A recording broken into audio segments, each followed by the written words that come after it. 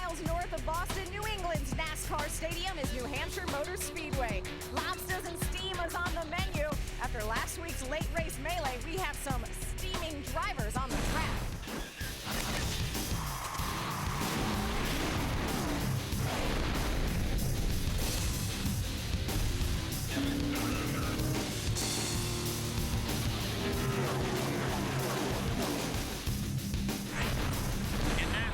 You, buddy. 88's got to run. Watch the bottom. I mean, you got to know I'm down there. And what goes around comes around. That kid's going to get turned. You did everything you had to do. That was the right thing to do, dude.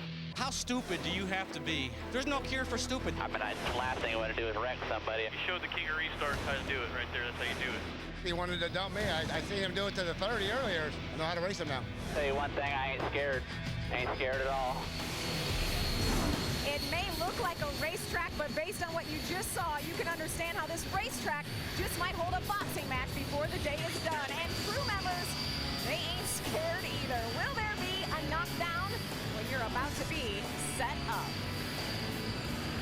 Hello, everyone. I'm Krista Boda. Welcome to New Hampshire, and welcome to what could prove to be the most wicked good truck race we have seen yet. Last week, tirades made national news, from Serena Williams to John Force to Kanye West. Well, here in the Truck Series, we had our own fight. They say what happens in Las Vegas stays in Las Vegas. We'll find that out next week. But we have found out, based on what happened in practice, what happens in St. Louis definitely follows you to New Hampshire. Ray Dunlap and Adam Alexander have been in the garage covering all the details. So, Adam, let's start with you.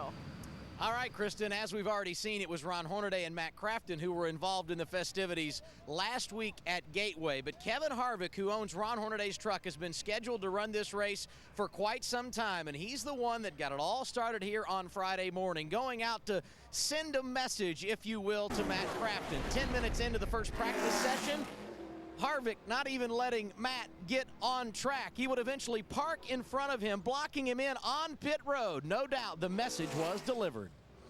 I mean, I'm pissed right now. Let him get going there. Concentrate on your truck. Go get Wayne. This brake checked me like 4 times.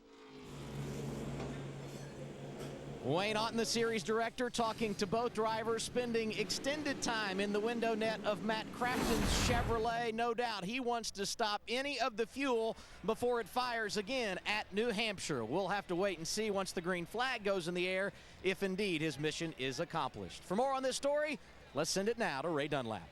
Well, thank you, Adam. You know, there's no question about it. This season has been a banner year for Thor Sport Racing. Matt Crafton right there in the points, and Johnny Sauter in the last 5 weeks, he's really been on a roll. But what do you do when you're not quite sure whether someone's coming after you? You call the police. And right now we've got the police department here because this is the third entry for Thor Sport this week. It's a black and white. Looks like Barney Fife might be driving it, right? Well, no, Michael McDowell will be behind the wheel of this number 98, and they are here to protect and to serve. If there is any problems on the racetrack today for that number 88, you better believe that the 98 will be very close behind, trying to keep the peace. All right, thanks, Ray. So a police car on the track today, all because of what happened last week. Now, Ray and Adam really just got us caught up on about the last 30 hours of activity, but how in the world did things escalate to that? Well, here's a look back at the first punch thrown at Gateway. This track is very difficult in 1 and 2, and you have to get through there good to even have an opportunity to run up front this track. Crafton looks like his truck's pretty good. He got a little over anxious going down there in the other corner. Matt Crafton voicing his displeasure with how Hornaday had raced him on that last green flag run. You wouldn't think Crafton would push Hornaday out of the way, would he? Get back in this championship? Look at the move by Brian Scott. Right after they cross the start-finish line, he ducks to the inside. Can he take away the lead from Crawford? Well, that's the best time to do it. You're most vulnerable right on the restart. Hornaday has lost 15 times after leading more than 100 laps in a race. I know we're better than everybody else, but you never know on a restart. I'm just waiting for something to go wrong. It will be the final 8 laps of racing from Gateway International Raceway. Oh, Todd gets turned. Todd slides to the inside and more contact. Rick Crawford is involved. Colin Brown is involved. Todd did not get a very good start. Trying to block the 88 of Matt Crafton coming to the inside. Todd saw him coming. He got there, and then but he kept pressing the issue. Matt did not go off. No, and he never went gas too. I blocked him, no doubt about it. There's just no cure for stupid. And the kid's been that way his whole career, and he's going to continue. The last thing you want to do is wreck somebody. I hate that, really do, for him. Tell you one thing, I ain't scared. I ain't scared at all. Matt Crafton, he's running second. He's second in the points, right behind Ron Hornaday. We're back underway. 4 to go from Gateway. Crafton's all over him. He's got a run, a little bit of a run. He moves to the inside. There's the contact. Contact again. Crafton gets into the back of the 33, and Hornaday spins around. Oh, and big contact behind him.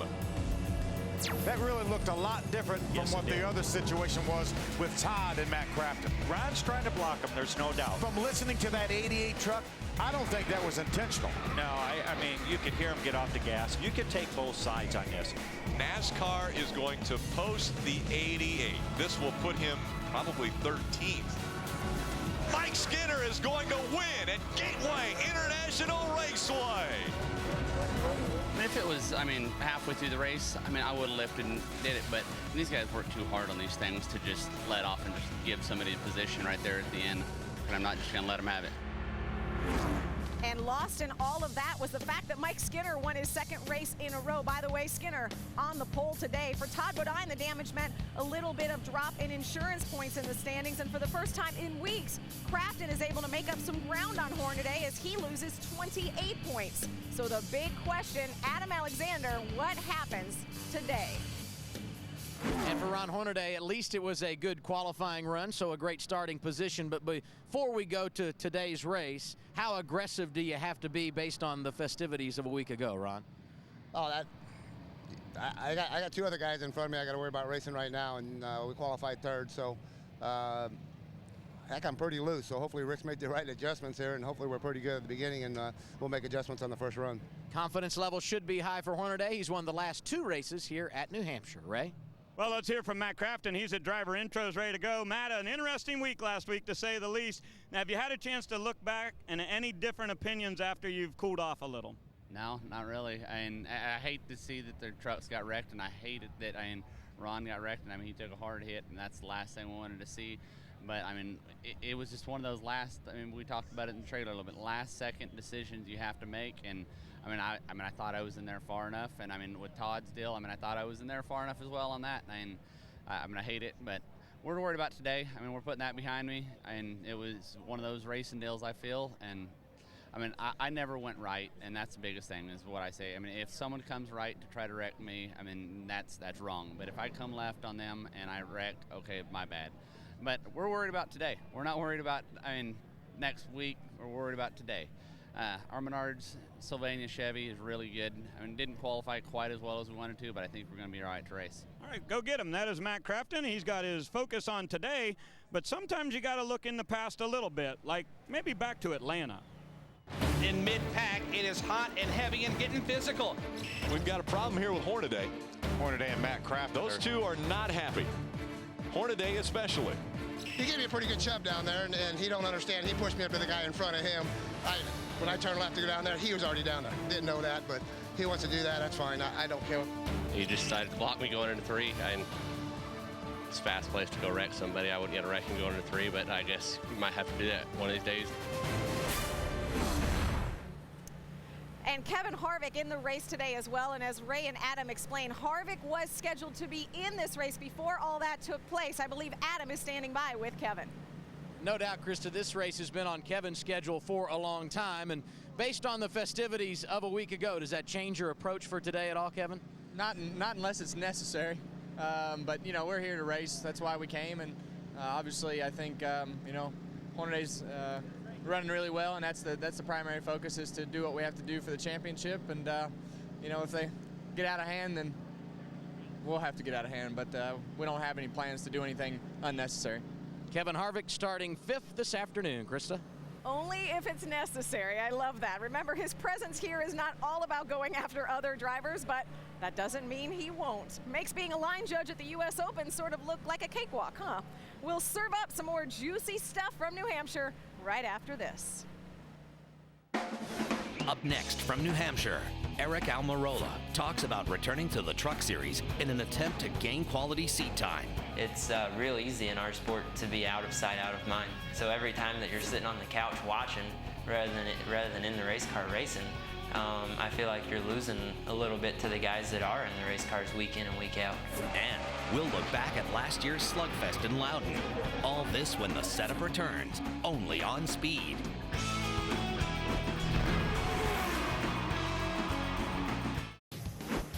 The NASCAR Camping World Truck Series setup is brought to you by Camping World. Visit campingworld.com and check out our entire lineup of chairs.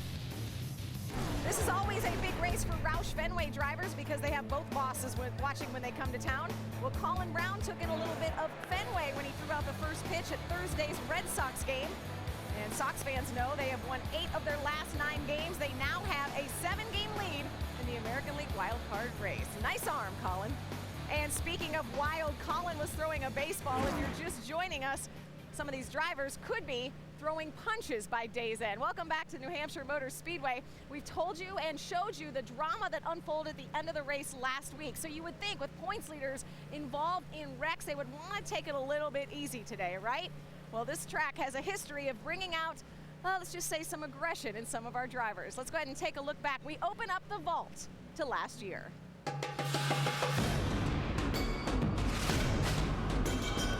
Welcome to New Hampshire Motor Speedway. The date, September 13th, 2008. With less than 100 points separating Johnny Benson and Ron Hornaday, there was a close championship fight brewing.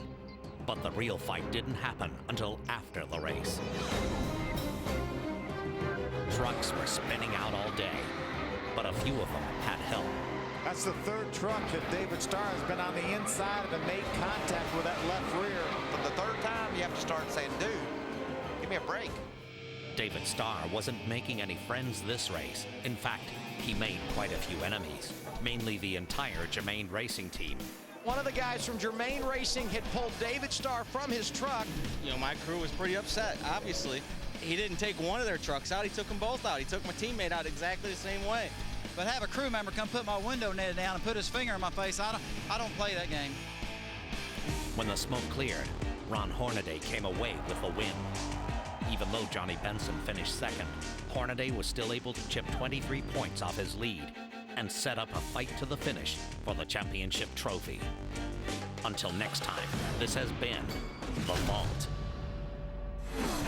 Well, let's hear from Mike Skinner, who is on the pole for about the 11,000th time in this series. 48, actually, which is a pretty good number. But, Mike, qualifying so important here because of track position. You got a truck good enough to win?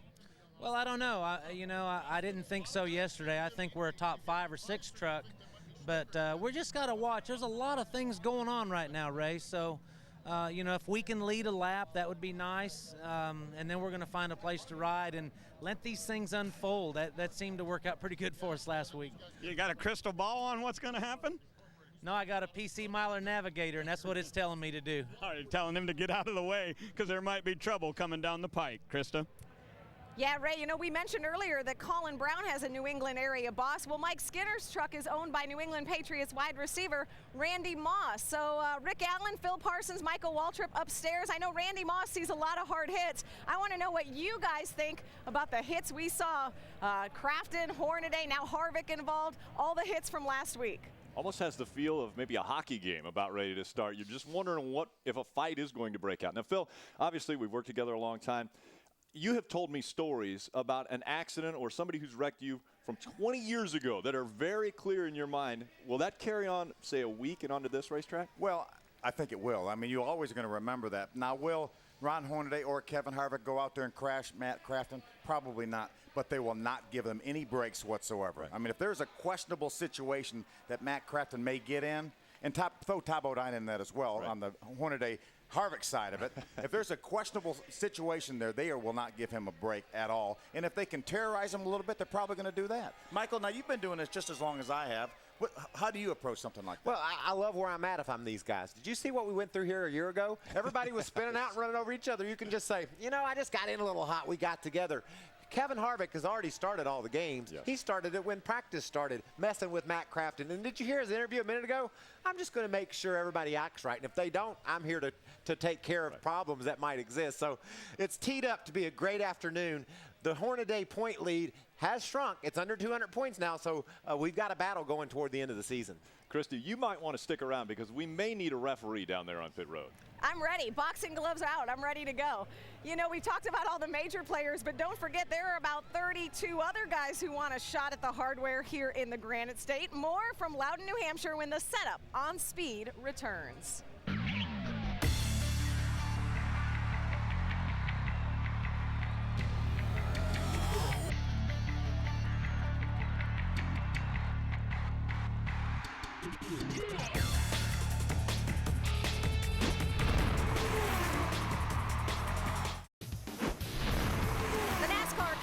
Truck Series setup is brought to you by Camping World's Destination Recreation Sweepstakes. Log on to campingworld.com/racing to enter to win weekly giveaways. This week, win one of 5 deluxe recliners. They call me the Cuban Missile. I qualified on the pole somewhere. I don't remember where. They tagged me with the nickname Cuban Missile, and it's kind of stuck. Why don't we talk a little bit about Eric Almirola going for his 7th consecutive top 10 finish. He is a driver who has been getting it done of late. The Truck Series has groomed its share of NASCAR stars. Could Eric Almirola be next?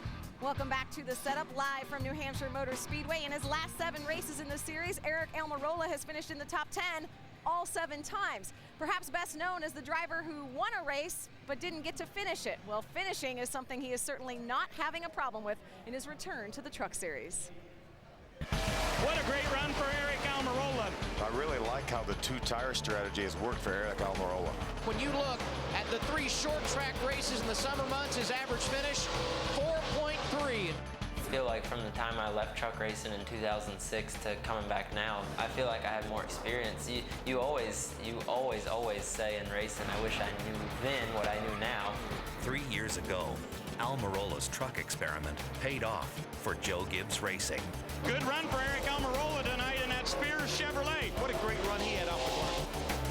Nicknamed the Cuban Missile, Almirola rocketed to the Nationwide Series, sharing a seat with Cup driver Denny Hamlin. It's official, Eric Almirola is starting this race in the number 20 car. Eric Almirola was ready for that green flag. Gone, out in front.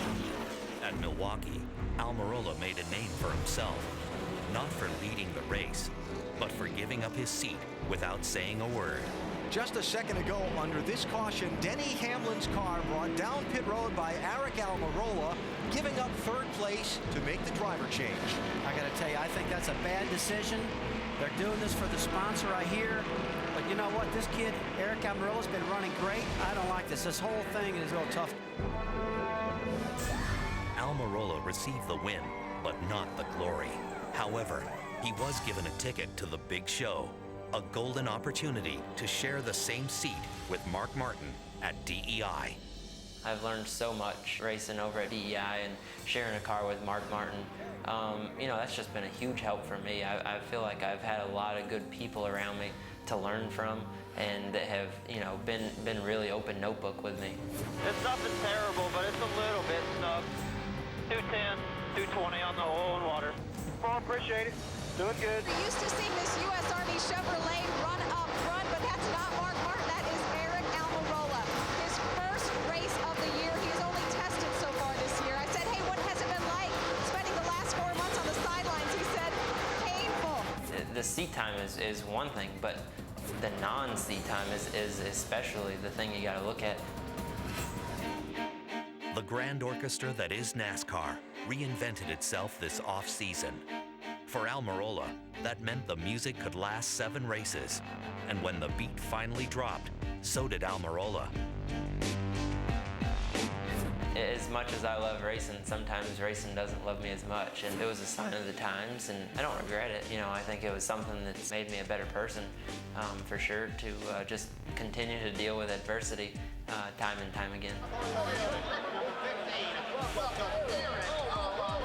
For me to have gotten out of the 8 car and then to have not run anything else the rest of the year would have probably more than likely been the end of my career, I feel like, because it's real easy in our sport to be out of sight, out of mind. I got to thank Billy Ballou a lot for getting me back over in the truck series and racing again. And I really feel like I got to thank the Lord, because He's blessed me with the opportunity to be able to keep racing, because it's not easy right now for sure. Well, I tell you though, Eric Almirola is certainly making it look easy. He, like we said, in his 7 races, the last 7 in the truck series, all top 10s. There you see his last 3 finishes. Very good indeed. You know, throughout all this drama, we've been talking about the ThorSport versus KHI saga. We have forgot to mention, or I guess it kind of takes second fiddle, if you will, we have a triple threat going on. Kyle Busch is in the field. He is going for his 3rd win in his 3 starts. Mike Skinner is going for 3 in a row. He's on the pole. And Hornaday is going for his 3rd win in a row at this track. Pretty impressive indeed. Something else that's impressive about this track is a unique feature on the backstretch. The fans bring their motorhomes, they park, get their spots, and then rope off their section so they have the best seat in the house. Of course, second best to you. Watching at home, we have your spot marked off. More next. Here in New Hampshire tomorrow, round 1 of the 2009 Chase for the Cup. Johnny Roberts spearheads race day, followed by the main event. Of course, here in the Truck Series, our main event is getting ready to start. Go to your respective corners. It is going to be one hell of a good show. The Heluva Good 200 on speed now.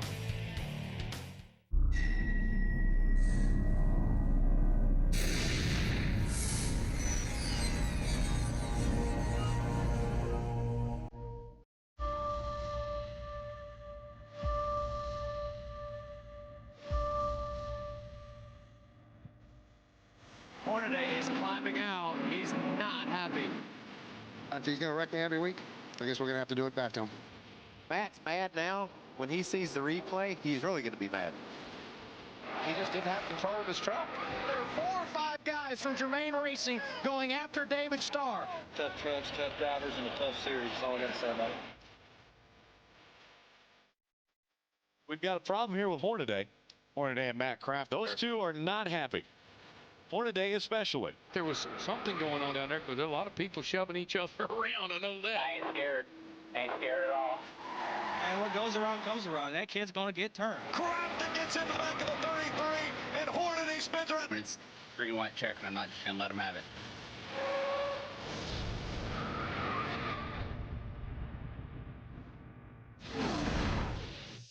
Welcome to New Hampshire. It's New Hampshire Motor Speedway, and welcome to the NASCAR Camping World Truck Series Heluva Good 200 on speed. 19th race of the season. That means just 7 races remain this season to find out who our champion will be. Our big title contenders right now have been Ron Hornaday and Matt Crafton. Well, it was almost like a magnifying glass was put on those two a week ago in St. Louis. I want to bring in Adam Alexander and Ray Dunlap on pit road with all those stories. Adam Alexander, talk to us a little bit about the KHI teams.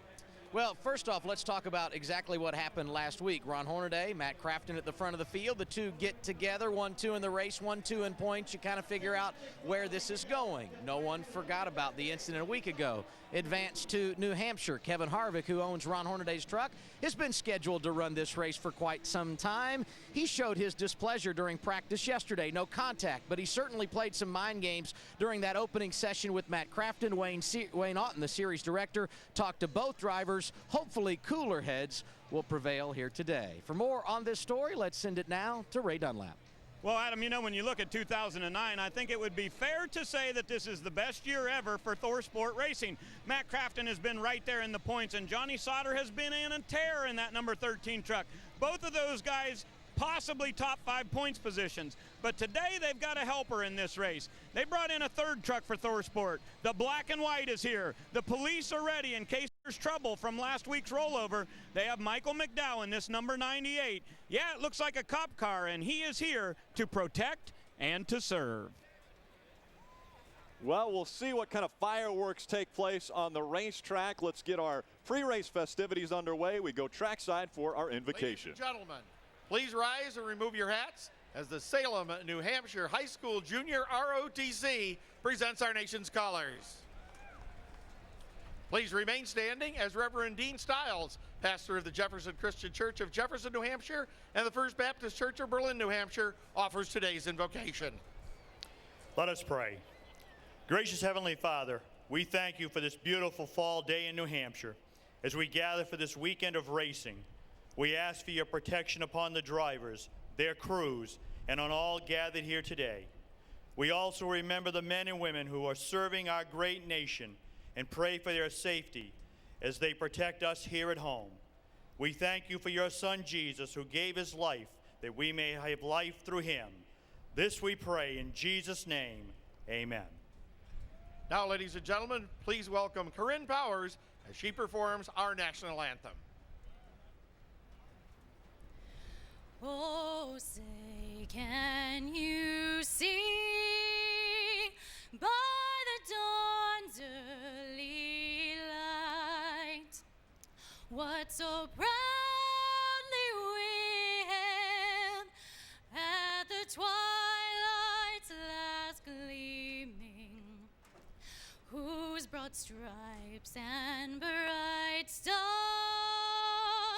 through the perilous fight o'er the ramparts we watched were so gallantly streaming, and the rocket's red glare, the bombs bursting in air, gave proof through the night that our flag was still there.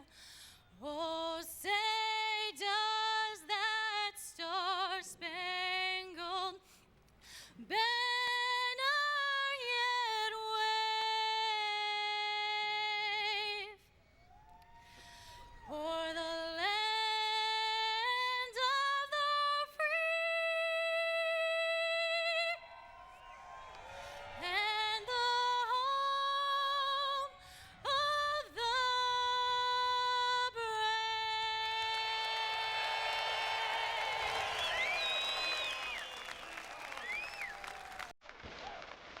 Drivers are climbing in. Almost has the feeling of, well, a boxing match. And that would mean I would be the ring announcer saying, welcome to the main event. The NASCAR Camping World Truck Series on Speed is brought to you by Camping World. Visit campingworld.com. Check out our entire lineup of chairs. By Polaris Ride On Closeout, going on now until September 30th. And by Quality Inn Hotels, rates and rooms that put you at ease. Book now at qualityinn.com. Let's head back trackside and get reset up from Chris Devoto. Well, Rick, we are in Mike Skinner's pit because he is on the pole, but we need to get you caught up on some other news. Schedule changes. The 2010 schedules are out. The only change for any series as far as a new venue, Pocono, for the Truck Series. This is the Glatter family. David Glatter is a huge NASCAR fan. Pocono is his home track, so he will be there for the trucks next year. Some other news. We're in New England. Lots of truck connections. Colin Brown, Roush Fenway driver, he threw out the first pitch at the Red Sox game Thursday night. A lot of Red Sox fans here in the stands. Also a lot of fans of Truck Series racing in general because they beat and bang. And boy, did we see that last week. The saga continues. Thor Sport Racing versus Kevin Harvick Incorporated. Crafton made some contact with Hornaday. Hornaday now has Harvick, his team owner, in the field. Harvick already messing with Crafton a little bit in practice. Will we see any drama on the track tonight? And how did Thor Sport retaliate? They brought a third truck, a police car paint-themed truck out here. So we have a police car, police truck on the track, and we've got a lot of possible tempers ready to erupt. We don't have to sell this series. These guys do it for us. This is a race not to miss. Why? We have no idea what's about to happen. Well, the one thing is, Trista, we ain't scared. And, well, that's what Matt Crafton had said last week on the radio when he talked to you, Phil. We've seen a lot of things happening. Is it going to carry over here? Well, it may, but we have to run a race today, too. You know, we've got 200 miles on a 200 laps on a very challenging racetrack here. Wide racetrack, You can run the bottom. It's not banked as much, so it could lend for some great side-by-side racing, but contact. But if you go down in on the enter the corner on the bottom, you're going to go up. And if there's somebody up there, you're going to lean on them. And that's when tempers start to flare, especially when there's history. And we got a lot of history after last week, so it'll be fun to watch. It is definitely going to be fun to watch, so stay in your seat. We're about to get this race underway. We've got to fire the engines. Let's go down for the command. Ladies and gentlemen, please welcome today's Grand Marshal and Director of Sales for Big Y Supermarkets, Eric Swenson, as he delivers the most famous words in motorsports. Drivers, start your engines.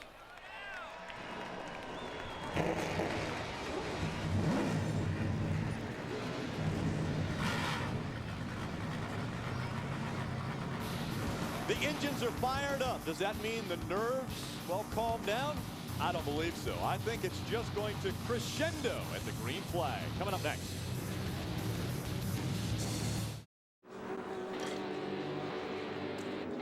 Welcome back. Heluva Good 200 about to take place from New Hampshire Motor Speedway in Loudon, New Hampshire. The trucks have rolled off of pit road, now onto the racetrack.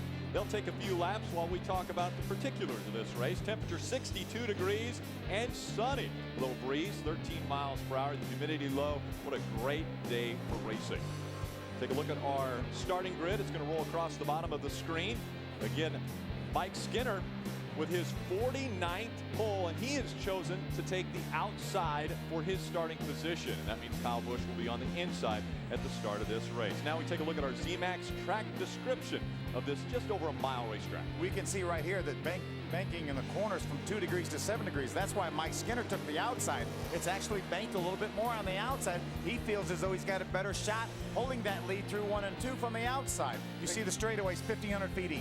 Yeah, the track drives a whole lot alike, Phil. Both ends about the same. You want to be in the middle of the track. Down low, you can get inside of a guy, but it's really difficult to complete the pass because there isn't any banking down there. You can also roll around the outside of a guy if you got some momentum. So when you get to the corners, these drivers do have some options. Here's a row of purple race analysis. 36 trucks are here. They'll all start 200 laps, just over 211 miles. You see the pit window about 80 to 90 laps. That could be critical. We've had green flag pit stops here the last 2 years. Let's take a look at our speed spotlight. We shine a spotlight on a few different drivers. This time we're going to talk about some, well, particular players in the field today, and we'll start with Ray Dunlap. Well, Rick, I want to shine my light on Kevin Harvick. What a beautiful truck he has today. Duplicolor on the side of that number 2. And this is another brand new chassis they've turned out this year.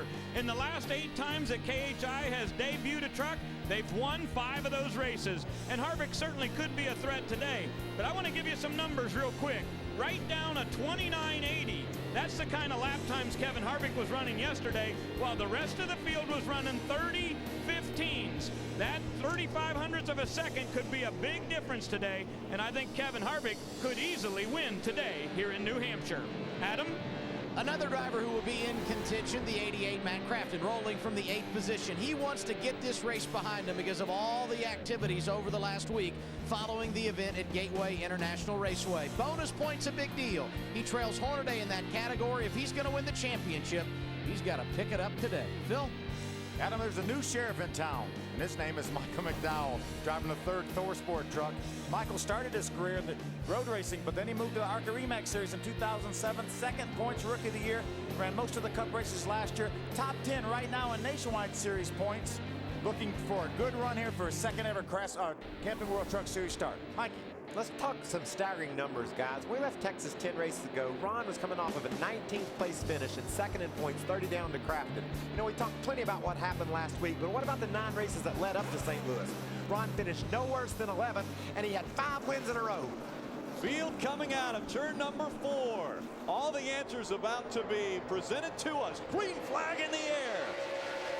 Mike Skinner on the outside. Kyle Busch on the inside. Oh, look at Kyle Busch sideways into Skinner. Down the backstretch. Skinner with the nose in front of that 51, still making contact as they go down the backstretch. Continuing to make contact. Look at Skinner drive deep down into that 3rd turn. Grabs the advantage away from Kyle Busch and is going to lead. Made that plan work perfectly. It was a little bit exciting getting there, but he made it work. Mike Skinner will lead the first lap. That's 5 bonus points. Kyle Busch runs second. Austin Dillon in that number 3 is third. And then Ron Hornaday, our point leader, in fourth. Look at Kevin Harvick down all the way below the yellow line in the corner. Here comes Matt Crafton. He'll be inching around that 2 on the outside. We'll see if that is a little bit hairy situation. They're side by side on the backstretch. You can see Austin Dillon, he gave the corner away to Hornaday. He doesn't want to be a part of this championship story, does he? He said, you get on down in there, Ron. If Crafton is able to make that pass, he's got his teammate just behind him, Johnny Sauter, in the 13. And again, out front of this field, Mike Skinner, Kyle Busch, Hornaday, Austin Dillon, Brian Scott. They're your top 5. Hornaday so strong in practice yesterday. His qualifying effort today, 5th. We expect him to run up front all day long. Yeah, he's real strong right now, too, Rick. He's driven up on the back of Kyle Busch already. You can see Brian Scott working well down on the bottom of the racetrack, trying to clear Austin Dillon. Austin's racing Brian Scott a little bit harder than he did Hornaday, as Hornaday goes underneath Kyle Busch. That truck's fast. Sure is. Going to be tough, as you might see him. It gets a little bit sideways there. Hard to get the power down off that flatter part of the racetrack. Let's take a look back at that very first lap here. These are the guys coming off turn number 2. There's some contact right there with Busch and Skinner, and they're not done yet. There's a little more. Well, I think Kyle was saying, dude, there's more room over to the right. Move over a little bit. You can see when they come off the turn, Skinner holds the truck of Kyle Busch down well low on the track.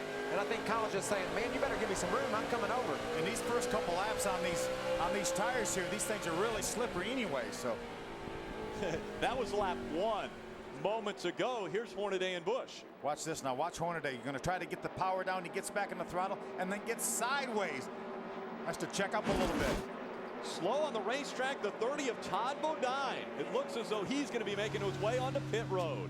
Man, there's a lot going on early in the race. Guys sideways, bumping into each other. Now Todd Bodine to pit road. What a horrible break here. Good to see Lumber Liquidators back on this truck. Championship combination from a couple years ago. Todd Bodine brings that 30 onto pit road. That's got to be disappointing. They thought they had figured something out yesterday in practice. Ray, what's happening? Well, Todd just came on the radio and said the motor will not run, no fuel pressure on this number 30. That is a horrible break for these guys who really felt like they wanted to put on a great show for Lumber Liquidators today. They've got a promotion going on where you can go to llfloors.com and get some great deals, and they wanted to promote that throughout the course of the day today, but no fuel pressure and no power under the hood for the 30 truck. I believe fans can even if you don't need wood flooring, you can tell your friends, because I think they're giving you a $100 discount off of the purchase of some of the wood floors. Johnny Sauter able to make it by his teammate for the 4th position. Boy, that truck's strong this weekend. That truck has been strong, that Johnny Sauter truck. 3 top 5s in a row coming into here. Mike Skinner out front. Kyle Busch runs second. Hornaday third. Sauter is 4th and Crafton 5th. Kyle Busch had kind of gotten off to a bit of a slow start. Fell way behind Skinner, back into the grasp of Ron Hornaday, but he's able to drive away from Hornaday now and is caught up to Skinner. Ran about 0.3 of a second faster that lap than Skinner did. Down the front stretch they go. Mike Skinner just in front of Kyle Busch. Right behind him, the Copart 33 of Ron Hornaday. That means he's running in the Copart Champions Challenge. A little bit of a wiggle down there, too. Do you see that little bit of a wiggle down there in 1 and 2? Side by side once again, Kevin Harvick, Matt Crafton. Harvick looks like he's coming back on the racetrack, Adam. And the word early for Kevin Harvick, way too loose. He started 5th, dropped back to 7th, but welcome back to the top 5, to the deuce as Matt Crafton edges on him a bit. Slight bit of contact. Harvick, though, gets around and will pull away, grabbing that position. Well, maybe not. Well, that was big there, guys. Harvick moved up like Crafton wasn't even there. Look at the damage that it's done to that 88's left front fender. A lot of damage to the left front. That's significant. You're running 150 some miles an hour, I would guess, Phil, as you dive down into these corners. You need all the aerodynamic downforce you can get on these trucks in these really flat, tight corners with all that speed. So that could be a factor. They need to get that pulled off when they come to pit road. And they were relying on those fenders flared out as we see a battle for the lead. They're going to split the 0-2 of Andy Ponstein. Same deal. Kyle still 1 back from him. Mike Skinner just in front of Kyle Busch. Heard the spotter letting Mike Skinner know. You're all clear. Adam Adam Alexander, are you hearing anything more on that 88 team? They came from the spotter stand and said, make sure you check that left front fender. As he said that, they crossed the start-finish line, but Hafely, the crew chief, had a good eye on it for Matt. He said there is some damage, but no tire rub. Crafton came back on the radio, said, that was on purpose. We're all good.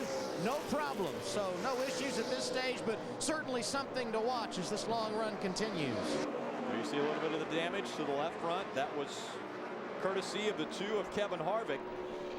You can see that fender's wrinkled up. And look, Phil, as he comes down the front straightaway, that left side is narrower than that right. So that means that truck has less frontal area to hit the air with, and that means less downforce. And that's how they tune that truck, was with those front fenders with the tape on the grill. That's what they count on for that front downforce.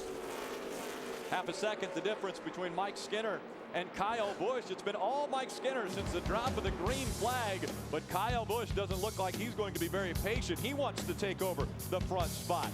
Todd Bodine, problems early. He's behind the wall.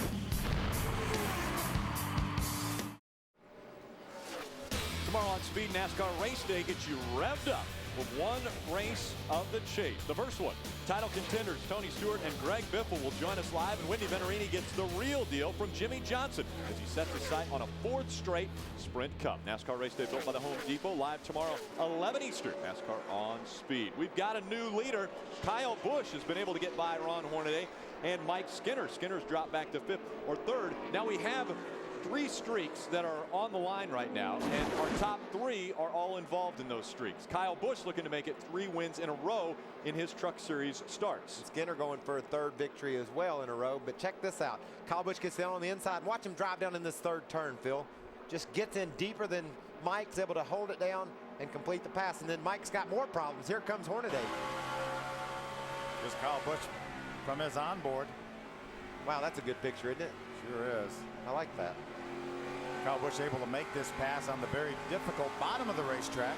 You can see that's the key to that pass right there. When they went to exit turn 2, he got the gas down and didn't get loose. He was able to make ground on Skinner exiting the corner, and then after that it was pretty much just drive down into 3 and complete it. There's a battle for third. Kevin Harvick going by the 5 of Mike Skinner, or at least trying to. Well, that 2 trucks looks pretty good right now. Yeah. We heard Kevin talking after qualifying. He had to get used to his truck. He said these things are a little confusing after driving the Cup car. Didn't qualify as good as he wanted, but everybody said yesterday in practice he was the man.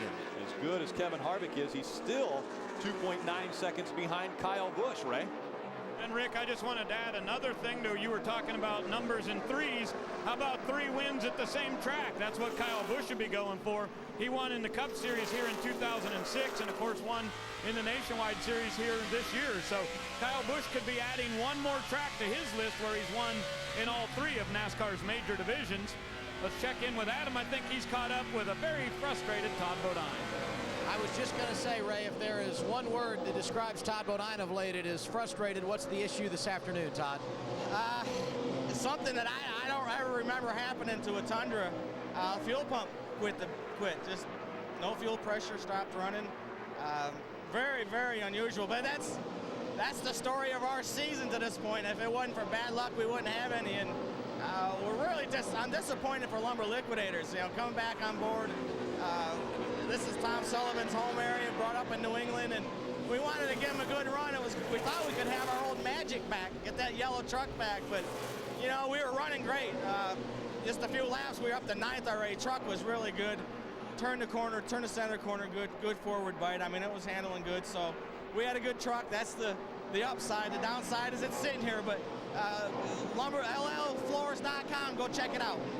Todd Bodine, always a player at the 1.5 miles. He should be good again next week in Vegas, guys. Always good at the 1.5 mile tracks, as you mentioned, Adam. A guy who's good at virtually every racetrack. Out in front again, we see Tim Bainey Jr. Looks like he's slowing off and coming off of the racetrack. Already off the track, Norton Benning, Brandon Nupp, Todd Bodine obviously off the racetrack and out. Andy Ponstein, Nick Tucker, Chris Lawson. Talked to Tim Bainey Jr. a little bit earlier today. He said he had a really good truck and was happy about the way he qualified top 20 and was looking forward to a good race. And he'll need a Aaron's lucky dog or two if he's going to get back in this thing, because he's on the pit road awful early. Ray mentioned the 51 of Kyle Busch, looking for another racetrack to where he has won at all 3 of NASCAR's top series. It would be the 6th different racetrack that he has accomplished that feat. We'll be back.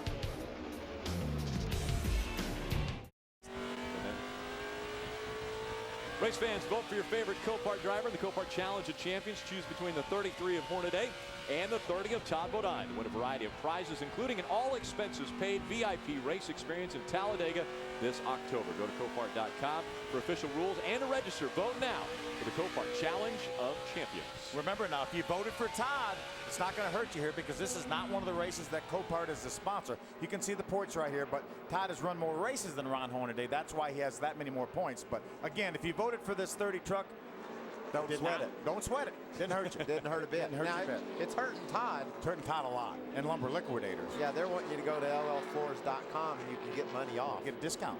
Yeah, Discount if you buy some flooring. I like it when sponsors use this racing to sell their products. 15th between Eric Almirola in the 15 and that 25 of Terry Cook. Terry Cook's been to victory lane at this racetrack before. Sure hasn't. And Eric Almirola, 15 truck, has been on fire. Top 10s last 7 times out. Look how low he's running on the track. Really way down on the bottom right next to the apron. Had a terrible qualifying run. Didn't run well at all. And, you know, we've seen this truck be on set your roll. It's a little bit surprising. He's trying to battle his way up toward that top 10. Currently battling Terry Cook, like you said, for the 15th spot. I like the line Almirola's running. You get down there and get your truck working, you make some progress. Absolutely, because nobody else is going to be down there.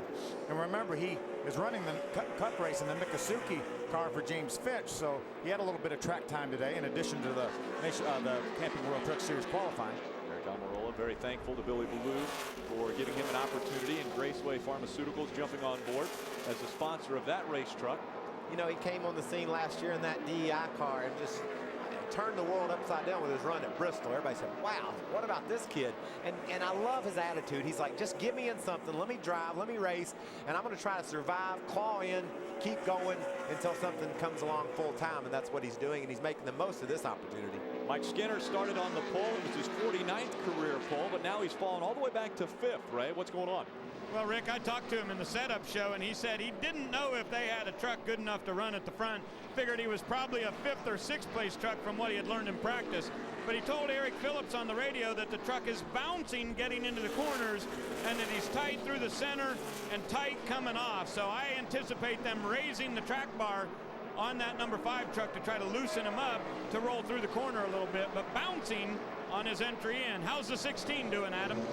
And we'll talk about driver number 16 in a moment, that being Brian Scott. But we talk now about the man who's running in the 3rd position, Kevin Harvick. He started 5th, dropped to 7th, complained about a loose truck. He says it is still loose. I need more rear grip, is what he just told Ernie Cope. Not a lot, just a little. They will make an adjustment on their first pit stop of the day. And Ray mentioned the 16 of Brian Scott. He finds himself in the 7th position after starting 6th earlier today. He too says his truck is loose, but Jeff Hensley, his crew chief, said on the radio, don't worry, Hoss, those guys are backing up to us. We're where we need to be, and now problems on the track. Tim Bainey Jr. with smoke. About halfway of a fuel run, and Tim Bainey Jr. pulls off the racetrack, and I would guess we'll see quite a few guys on pit road. We're going to see them all on pit road because that will get them in their window to be able to make this race on one more pit stop if they need to for fuel. But let me ask you a question. How many of them will just come in and get gas for now? I think we might see a lot of them do that, or we may see some 2 tires, or some 4 tires. There's going to be a variety of strategies, I think, now with this caution falling at this point in the race. Some people might decide they don't need to get tires to grab some track position. We've all heard how tough it is to pass this little track. And the tires are not falling off at all, Michael. I know I was talking to Mike Bean, Colin Brown's crew chief. He said he had 70 laps on his tires yesterday, and they weren't but just a couple tenths of a second off what he could run when they were fairly new.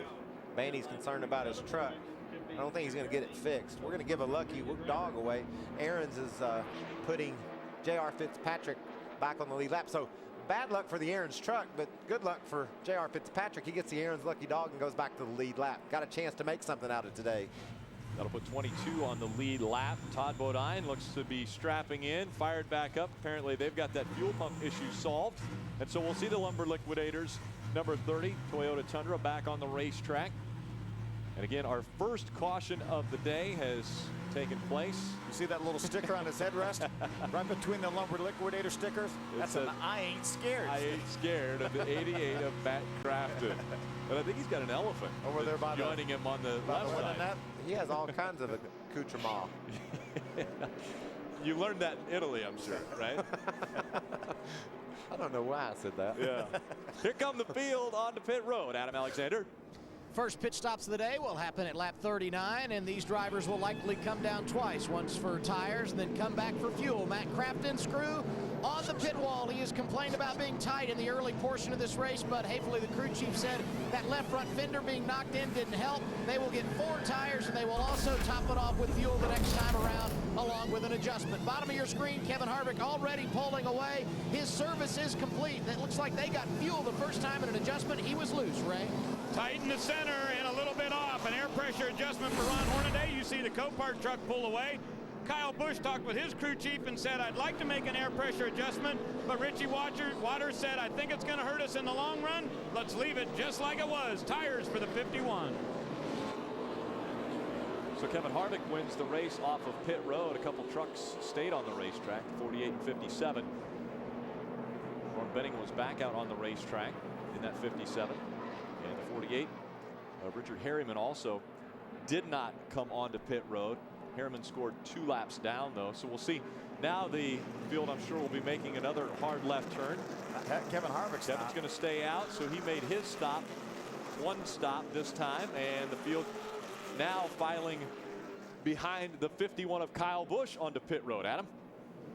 And Matt Crafton will come back down for fuel and an adjustment. The word on Kevin Harvick, stay on the racetrack. Let's see what we've got on this set of tires. You can see him looking at that left front fender and topping off the 88 with fuel.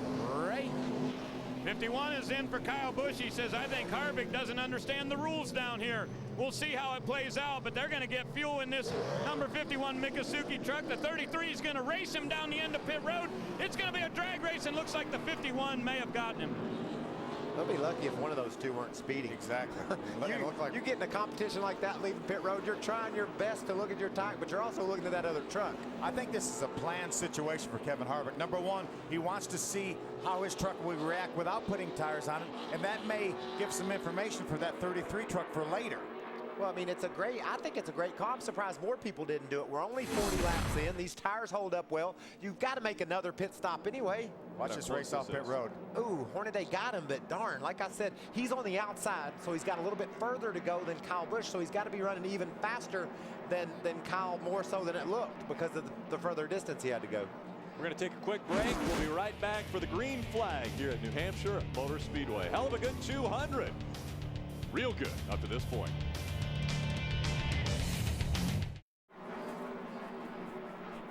Welcome back. Field coming out of turn number 4, awaiting our first restart of the race. Green flag back in the air.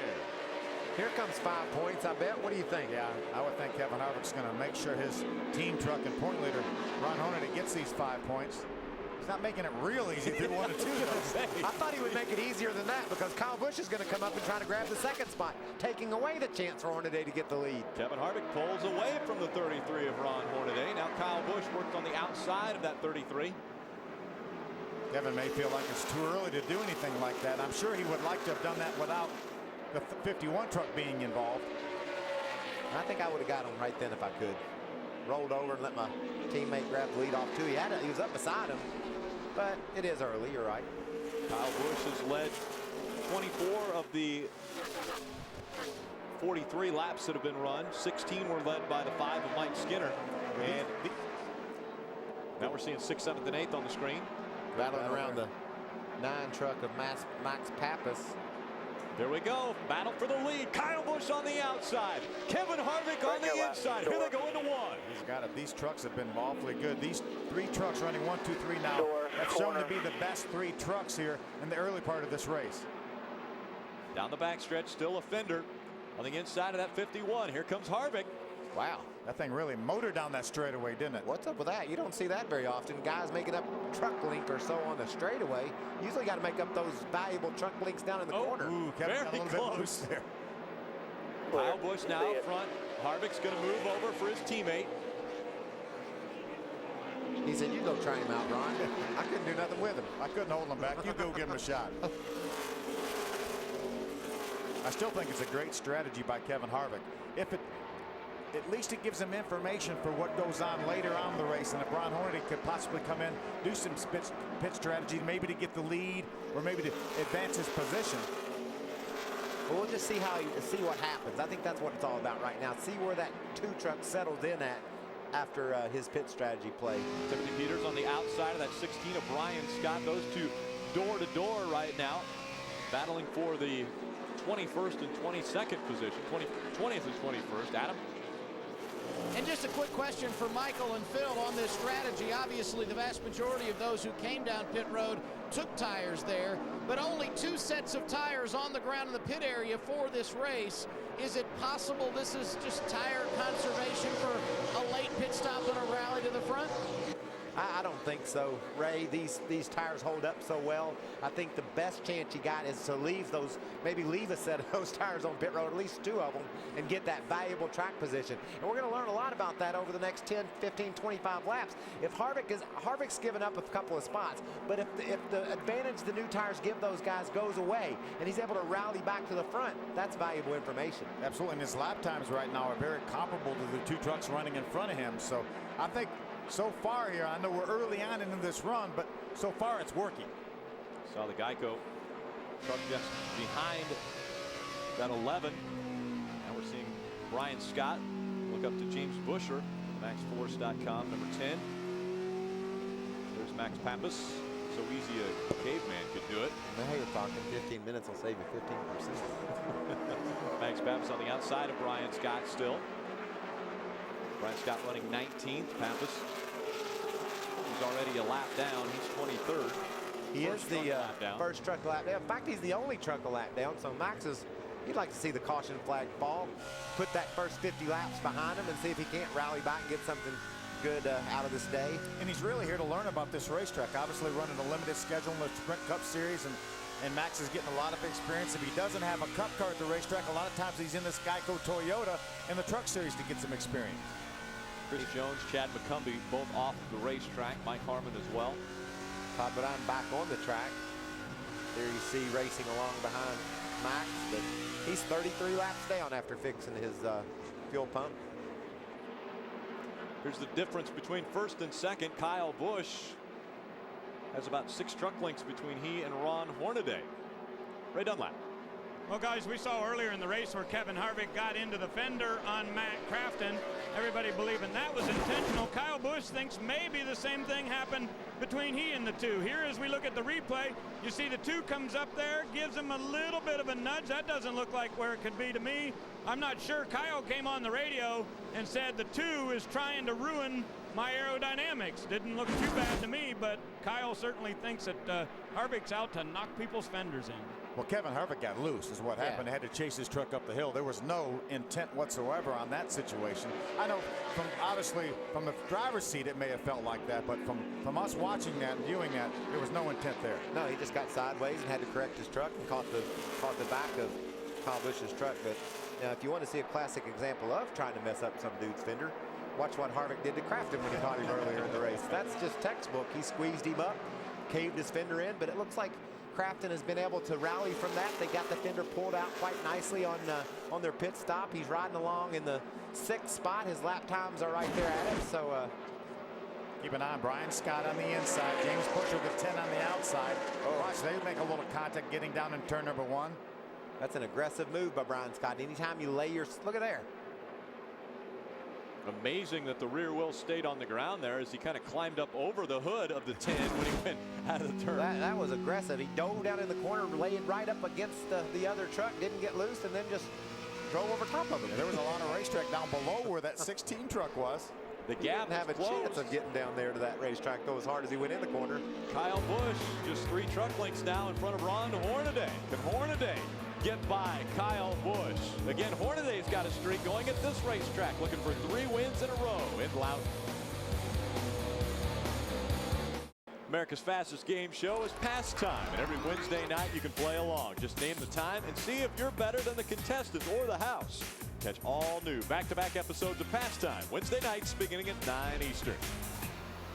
Pastime. That's a good name for a show on Speed. It is. I like that. Jason White had problems. He pulled into the garage area, had a little fire coming out of the cowl. No problems for the 51 of Kyle Busch. He's put some distance between Ron Hornaday since the last time we saw him. Tough break for Jason White, and the gun broker Dodge You watch the cowl right at the base of the windshield. You see a little bit of fire. It flamed up a little bit when he got to pit road, and we were eavesdropping on the radio traffic, and they were saying, "Get out, Jason, get out!" This might have been a little bit exaggerated, but obviously when you're around a fire, you don't want to. Yeah. You don't want to play with fire. No, that's for sure. Smokey Bear told me that. Yeah. A long time ago. I always felt bad because they always say only you can prevent forest fires. I thought that's a lot of pressure on a 6-year-old. I can't handle that. not at 6. Yeah, that's too much. Well, Kyle Busch has been pretty dominant ever since he's been out in front. Now he's led 42 laps of the 62 that are complete. Ron Hornaday runs second, but he's 0.6 of a second back. Kevin Harvick has settled into third, but almost 2 seconds behind race leader. Then Mike Skinner and Johnny Sauter, your top 5. Remember now, we've run about 20 laps since we restarted. Kevin Harvick, same tires he started the race on now, but he's only about 1.7 seconds behind. So I think that worked. It did work, and I think it also is valuable for what's going to happen later. You get the right circumstances where you can maybe forego tires, just get you some gas. You might have to do that, especially this, like you said earlier, Phil. This is a long race. There's a lot of stuff that's got to transpire between now and lap 200, and having that in your pocket, that knowledge in your pocket of what not getting tires did for you, could pay off. Adam Alexander, the 16. Normally we see him running up in the top 10, but right now he's flirting with just a top 20 spot. He was in the top 10 much of the early part of this race, but an incident around the pit stop when he hit Rick Crawford made him come down pit road 3 times instead of just 2. He lost a ton of track position. That's why you see him racing TJ Bell for position as opposed to Matt Crafton, Stacy Compton, and Johnny Sauter for a spot up in the top 7. So big time track position issues for Brian Scott. We'll see if they can employ some sort of strategy to put him back toward the front of the field. Leaders in heavy traffic that allowed Ron Hornaday to drive right up to the rear bumper of that 51 truck. Oh, look at that little block. Kyle Busch decides he'll do a little bit of the blocking he saw from maybe a week ago. Let's see how he does. Hornaday to the inside, Kyle Busch on the outside. Maybe he's being the Matt Crafton police. He said he was friends with Matt Crafton before the race. He certainly took Ron down to the bottom of the racetrack and dared Ron to hit him. Ron elected not to. Ron holding on to the second spot. Kevin Harvick now closing that gap just a bit more, running third. Ray, what are you hearing from the Hornaday camp? Well, just letting you know, Michael was talking about, did they learn something from Kevin Harvick about not putting on tires? I can promise you that Rick Wren is not going to take that strategy if we get the next round of a pit stops when he expects it to be. He's thinking it'll be around 125 or 130. That's traditionally what's happened in this race the last 2 years. And both of those years, Ron Hornaday went on to win. And on the second round of pit stops, they put on 4 tires and gas. And Rick Wren is taking a look at this thing as just one more race in a big picture for a championship. I don't think they're going to roll the dice at all. You'll see tires and fuel, or at least tires, for the 33 in Hornaday. Check out this battle for the lead right here now. Once again, the 2 trucks tangling. Hornaday trying to go to the inside of Kyle Busch. Looked like Hornaday had the measure of Kyle Busch. Kyle went really high, but he used that momentum and held off Ron. Ron's not giving up down on the bottom of the racetrack. Coming up to some slower lap traffic. We'll see how that plays into this battle for the lead. Now Hornaday to the inside of the 51. Remember, Hornaday has not led you. Boy, did he drive it down in turn number 1. See if he can hold it down there. Here comes Kyle Busch on the backside again as they go down the back stretch. Hornaday out in front of Kyle Busch. Could get those all-important 5 bonus points here. He can beat Kyle back to the line. That truck is way down to the bottom of the track. So fun to watch Ron hustle that truck. He smelt those 5 points, didn't he? He saw a chance he could get them, and he dove hard down into turn 1 and grabbed the lead and got him 5 points right there. What it looks like from Kyle Busch's vantage point of that Copart.com 33 Chevrolet. Yeah, Kyle's Toyota on board. He's got Kevin Harvick now right behind him. See about 2-3 truck lengths back. That 2 truck, Kevin Harvick. 4 also one of Kevin Harvick incorporated trucks. J.R. Fitzpatrick in that truck. And he's a lap down. There's Harvick on those used tires. But holding on to that 3rd position. Now Skinner is back from him about 2 seconds behind him. This is a battle for 13th. Here's Rick Crawford on the inside of Terry Cook. Both drivers have been to victory lane at this racetrack. This is a battle to be able to make the pass. Now they're battling for the 13th spot. Rick gets it. What's going to happen when these trucks head west and Harvick can't go out there and make sure everything works out all right? Well, maybe will they send the sheriff, Michael McDowell, out there? I mean, that's a long way to Vegas. That's well west of here. That is well west of here. Good racing back behind the top two. We've seen the lead spot changed a couple times now as Ron Hornaday is out front. 49 laps were led by Kyle Busch, 16 by Mike Skinner to start this race. Now it's Ron Hornaday's turn to lead laps. Kevin Harvick has also been out front. Again, the Copart Challenge of Champions. Copart on the hood of the 33 of Ron Hornaday. You can vote for him.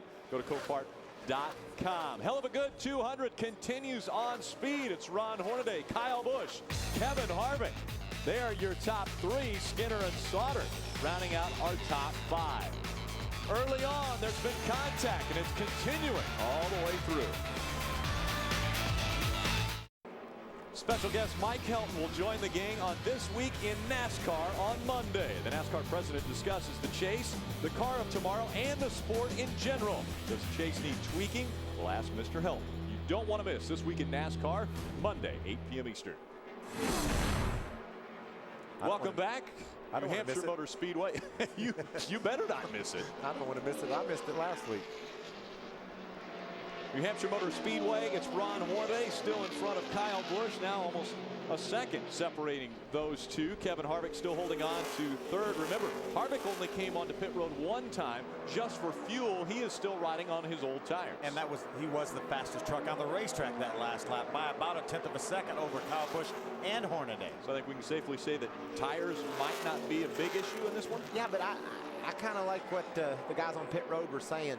I don't know how it's going to work out for strategy from here on out, Phil. They're going to run to lap 125 or 30 and get 4 tires, and then I think they're done. Yeah, I do too.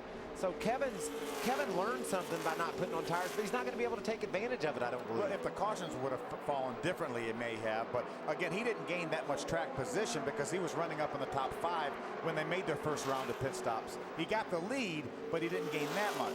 But there were other guys that could have taken advantage of that. To get some track position. Exactly. And nobody else did it. And no one did. And they could have did what Kevin did and grabbed some track position that would be very valuable later. Kevin, like you said, already had it, but now he's been able to maintain it and is even closer to the front than he was before the caution fell. So perfect move for that Harvick team.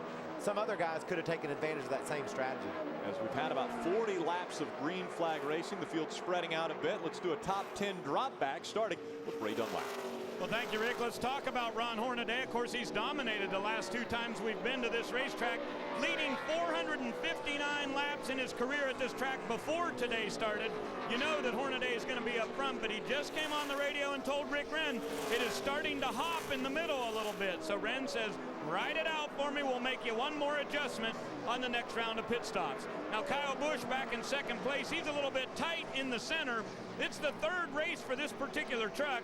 They finished second with it at Phoenix last year, and Kyle Busch is telling Richie Waters that it will not roll the center the way he wants it to, saying they should have made the adjustment they had talked about in the first round of pit stops. Adam? Ray, you have to be impressed with the job done by Kevin Harvick on this run. We have talked so many times about the fact they went fuel only on those pit stops at lap 39. His lap time's very consistent with Hornaday and Busch in front of him. How good is the truck? Well, Kevin saying nothing on the radio. That's got to be a good sign, Ray. A little bit tight in the gas for Mike Skinner, and this is chassis 106, the exact same truck that Skinner has used to win the last 2 races. He started on the pole at Iowa and 9th at St. Louis and ran it to the front, but so far today, it's just too tight in the center. Let's check in on ThorSport, back with Adam. An impressive day once again for the 13 of Johnny Sauter. It looks good as far as the numbers are concerned, but the truck not where Johnny would like it to be. Extremely tight in traffic, and the tires chattering through the corners. Right behind him, Matt Crafton was first, very tight on that first run of the day. However, Crafton says his truck is getting better. He has been stable in the 6th position on this run.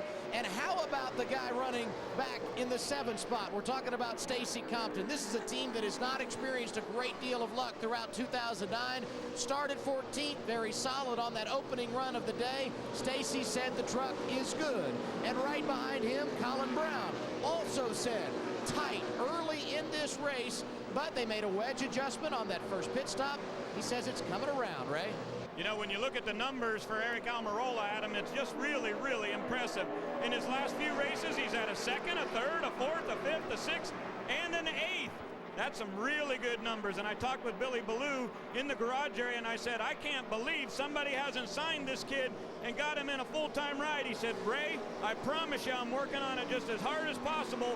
We want to keep Eric right here in our stable. And looking back to 10th position is the number 3 truck of Austin Dillon. What a great job this young man has done. He's in his second race this season here, and keep in mind his dad is up on the spotter stand talking him through it, and he told him you are braking a little bit too hard on the entry to the corner. You got to roll in, save your braking till the center a little bit, and that gets you a better exit off. Of course, I'm talking about Mike Dillon, the father of Austin. Thanks, guys. Appreciate the run through the top 10. Adam and Ray doing a great job. Look at that truck that Austin Dillon's riding in front of right now, the 8 of Dennis Setzer. If you can run ahead of Dennis Setzer on a racetrack, any racetrack in the country, but a racetrack like this is right in Dennis's wheelhouse here, and Austin is holding his own with Dennis. Kyle Busch has been able to close in on Ron Hornaday a little bit as they caught traffic. That's James Busher. They put a lap on. James is riding along in the 18th spot. So 17 on the lead lap. TJ Bell, the last truck to be on the lead lap, trying to stay in front of that 33 of Ron Hornaday. You know, a lot of the guys talking about tires chattering in the corners. Goodyear will only, NASCAR will only allow these guys to put a minimum of 30 pounds of air in the right front tire. When you get the buildup, that really gets that right front tire, Michael, outside of the window where they would like for maximum grip. So that's why you probably hearing a lot of guys talk about wheel chatters, because they have more air pressure in them they would like to have right now. And that's why a really balanced truck's important, Phil. You want to use that right rear tire as much as you can to keep all that pressure off that right front tire. Kyle Busch trying to catch Ron Hornaday. We talked about the 3 of Austin Dillon. Well, there's Grandpa Richard Childress up on top of the hauler, taking a look at young grandson Austin Dillon running in the top 10. The fireworks have been flying already from New Hampshire Motor Speedway. Who's going to get to victory lane? We're about to find out. Camping World Truck Series at New Hampshire Motor Speedway. Second caution of the day brings the leaders to pit road at lap 92. It will be a 4-tire stop for Johnny Sauter. He will come back for fuel. Meanwhile, Kevin Harvick definitely getting tires. This time you see him bottom of your screen. They too will come back for fuel, Ray. A race up on the track bar for Kyle Busch, trying to loosen up that Miccosukee truck for sure. They are going to do fuel only on this round of pit stops. We see a number of trucks rolling off my end. There was fuel going in for the number 5. We'll see if they come back for tires. Hornaday wins the race off pit road the first time. This is why we're under caution. The 71 of Rob Fuller. See, just on the outside of the 51 of Kyle Busch, and just lost control, lost the right rear corner. Roundy went and made some pretty significant contact with that Draco Chevrolet. You can see how hard he hit that outside wall, but man, those safety barriers. Watch Rob here. This is what Ron saw. Oh, I'm loose. Yeah. He just couldn't pull her down to the bottom of the racetrack. The thing was a little bit loose on entry, and so when he turned down in there, it just went away. Adam, what's going on? And everyone going to come back here for fuel. The 88 of Matt Crafton will come down and get his fuel. This after he took right side tires only on that first stop. They will also make an adjustment. Kevin Harvick coming back for his fuel. They will not make an adjustment on the deuce. They did it with air pressure his first time around, Ray. Down on my end, not a lot of action down here, Adam, because most of the guys have decided to stay out. TJ Bell comes down here to get some fuel. He did tires on the first round of pit stops, and as this group goes off pit road, we'll realize that the number 51, the 5, and the 33 all stayed on the racetrack. That was the race off of pit road. TJ Bell able to get in front of that 88 of Matt Crafton. The Ernst Lucky Dog goes to James Busher. So he'll get a lap back and be on the lead lap. That will put 18 on the lead lap when we see the green flag.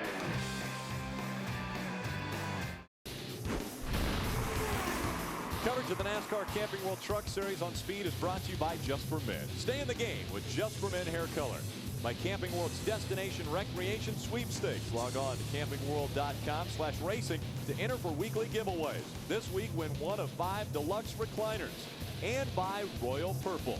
Visit royalpurple.com to find a dealer near you. So pit stops out of the way. Ron Hornaday making one stop. He will be in front of the field when the green flag flies. Mike Skinner, who started on the pole, he is now sitting second. Kyle Busch has been dominant.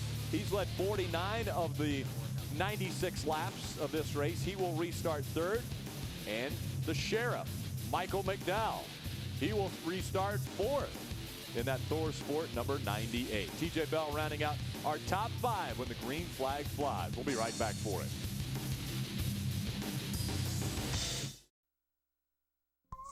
It's Camping World's Destination Recreation.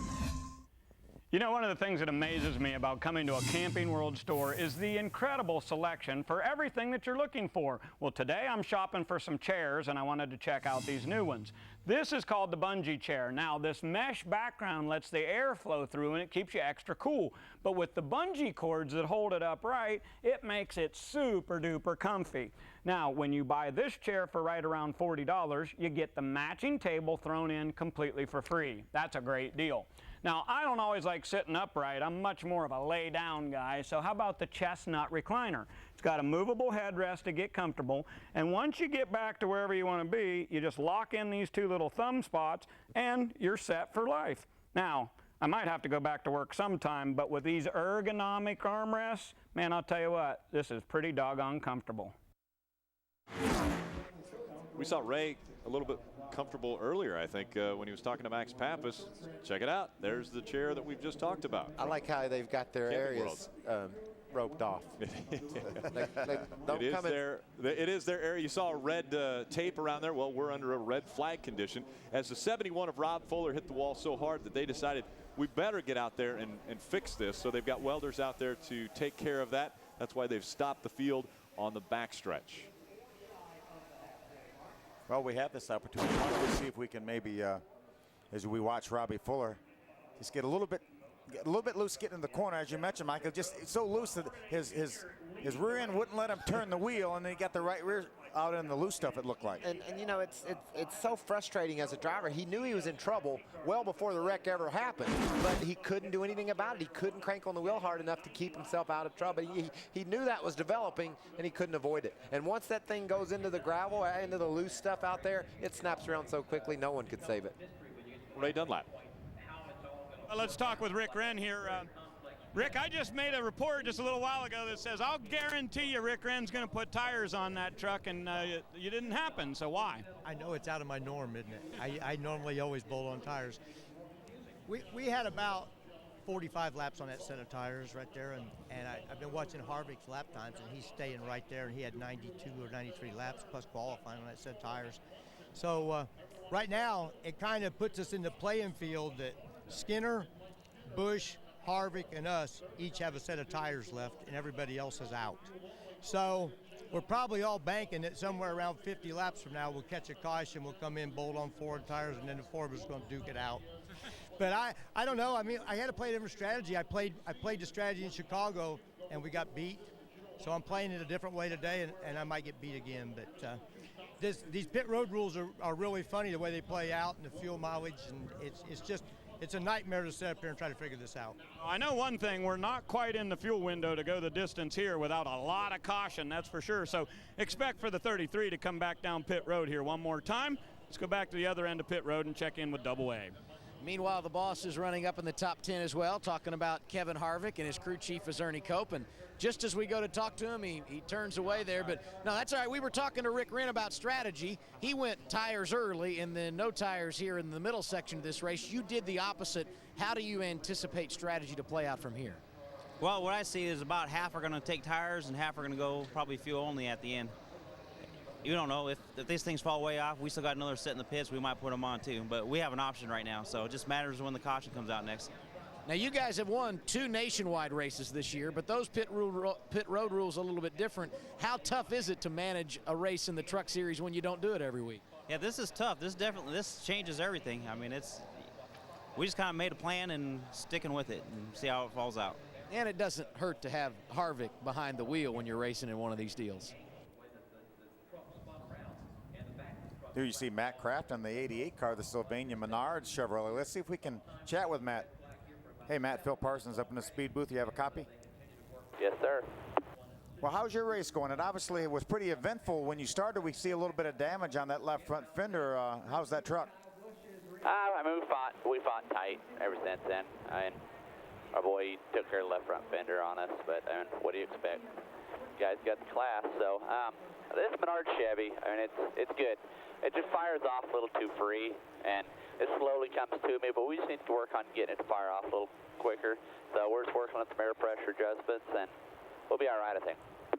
You're going to restart this race in the 6th position when we go back to Green Flag Racing. You've got that 2 truck of Kevin Harvick that you've already had contact with, and that damaged that left front fender behind you a couple spots. You expecting anything?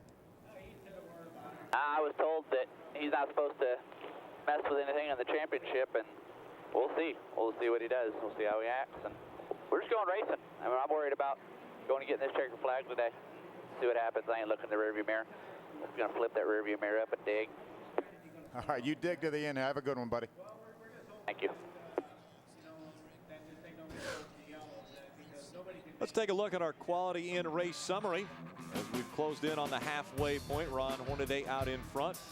4 different leaders, 4 lead changes. Our average speed over 111 miles per hour. 2 cautions, and now this one turning into a red flag condition as they fix the wall. 11 trucks out of the race before we hit the halfway point.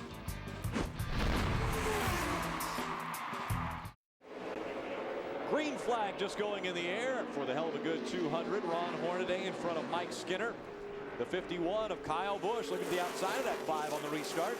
Remember, these top 4 trucks only made 1 pit stop this time. Only fuel for the top 4 trucks. Look at the log jam behind the front 3. The front 3 broke away, but darn, the whole world's coming to an end in the back. Those guys are all over each other. Peters made a nice move to get by the 4 of J.R. Fitzpatrick. J.R. is still 1 lap down. Teammates Michael McDowell and Matt Crafton now nose to tail. You see these trucks really trying to work things out in the back. Kevin Harvick just got by the 6 of Colin Brown. Now he's behind the 11 of T.J. Bell. Matt Crafton gets by the Sheriff, Michael McDowell in the 98. Michael's done a nice job. Started just around the 20th spot and hung in there all day long. And now it finds himself up in the 5th spot, running in the top 5 for Michael McDowell. He's a race car driver. You know, he just learns, he evaluates what he's got, learns, and always improves, just constantly gets better. He's done a nice job in the Nationwide Series this year as you watch this battle for the lead between Hornaday and Busch. The sponsor went away from his team about halfway through, and then he's maintained a top 10 spot in the points by driving several different cars. And he's made those cars perform too. He gets in the cars and they run good. Driving away. Kyle Busch talking about Skinner driving away, or excuse me, Hornaday driving away from him for the Copart.com Chevrolet. Well, he got in the throttle before you did in that corner. He ain't driving too far away. He can still read Copart on the back. That's kind of how I judge it. The guy gets out on me a little bit and I can't see what's on the back of his car anymore. I know I'm not. I need to hurry up. Side-by-side racing here. Max Pappas on the outside of Rick Crawford. Here comes Austin Dillon in that black number 3. 3 wide now. Boy, I don't know about David Starr throwing the nose of that 24 in there. Austin was not coming in the pits. He was just on the apron to make that pass. I like that he knew he could do that. You know, 19 years old, a kid that hadn't done a whole lot of racing, and he knew he could get all the way down on that apron and still be fine. That was a great move. Todd Bodine's on board. Remember, Todd, over 30-some laps down, had a fuel pump issue early on in this race. Tough break. Great battle right in front of him. Dennis Setzer, the A truck on the inside. Terry Cook, the Cajun Harris trucking truck on the outside. Todd was 33 laps down when he came out of the pit after fixing his truck, and he's still 33 laps down. It's going to be a while before he can get an Aaron's Lucky Dog or 2, isn't it? Yeah, I don't think we're going to get that many cautions. He is quite a few laps down, 33 to be exact. We see side-by-side racing, battle for positions all over the racetrack. Eric Almirola, the 15, going by the 16 of Brian Scott. There's Johnny Sauter, the Fun Sand Chevrolet. Remember, Johnny was up in the top 5 earlier in the race. Right now being shown in the 11th spot, trying to wrestle that 10th spot away from the 16 of Brian Scott. You know, you gotta be impressed with our boy Matt Crafton. He restarted 6th. And there he is on the back bumper of Mike Skinner for the 3rd spot.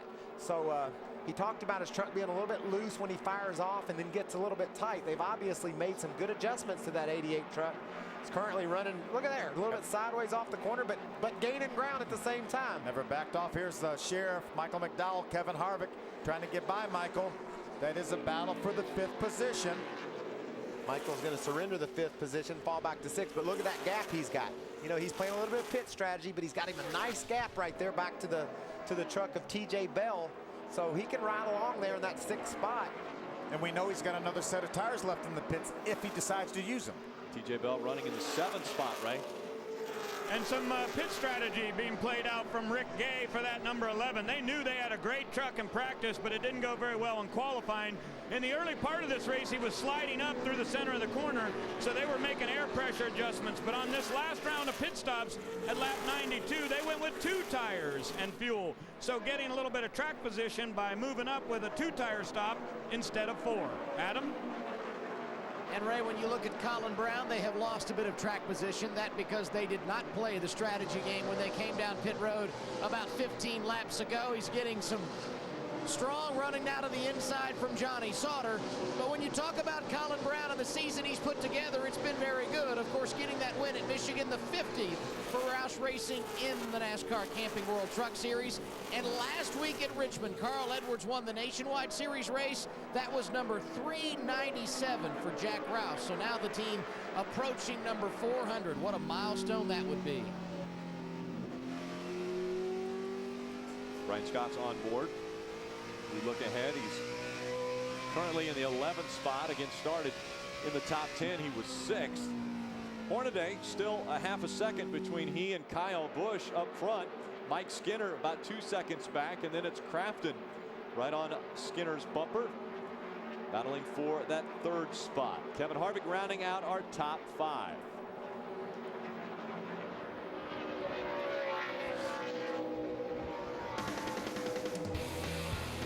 Ron Hornaday's been in front of the field for 40 laps. Kyle Busch, the only one that's been out more than that at 49 laps. So Hornaday trying to get another 5 bonus points.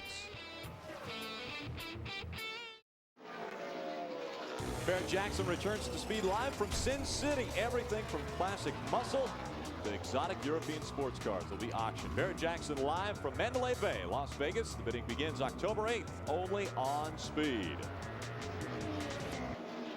Be out in Las Vegas next week. I think I might be there as well. You are heading west with all these competitors. Yeah. You coming? No, I think I'll be in Dover. Is it okay if we call Johnny Benson? Yeah, it's fine. It's great. I love Johnny's insight. Okay. He's a champion. He's won this championship. I love when you bring in knowledgeable people to take my place. It makes me look smarter. We'll do just that. Ray Dunlap, what's happening with the 51? Well, Kyle Busch just came on the radio and says, I think we're getting a little bit hot on the engine here. He said, guys, check and see. Did you clean off the grill for me and see if you can check and get a look at if there's something on the grill? So we'll see if we can zoom in on that and get you a tight shot to find out if there's a tear off or a piece of tape or something on that 51. Guys, let me know what you find out. But Kyle believing that the water temperature going high on the engine. There's definitely something there, Ray. I don't know if it's a piece of tear off or maybe just some clear plastic, but there's definitely something. You see right by the TO in the Toyota, and that's where the majority of the air is taken in these trucks is underneath that front bumper. You don't even really see where the air is being taken in, but you can see the water coming out at the base of the windshield there on the right side. I think that's got the majority of his air intake covered, and you do see some water spewing from that truck. So he'll have to come to pit road pretty quickly. He can't lose a whole lot of water and think it'll be okay. These things will not run with any water, that's for sure. A couple drivers still working on streaks. The magic number 3 at this racetrack. One of those being Kyle Busch. Mike Skinner looking for his 3rd straight win. Hornaday, his 3rd straight win at this racetrack. And as we mentioned, Kyle Busch, his 3rd straight win and his 3rd start. Let's talk about a guy going for 4. How about 4? And Rick Wren. Rick Wren, he won this race 3 years ago with Johnny Benson, and the last 2 years with Ron Hornaday. Here again, obviously leading this race, going for 4 in a row here at Loudon, Michael.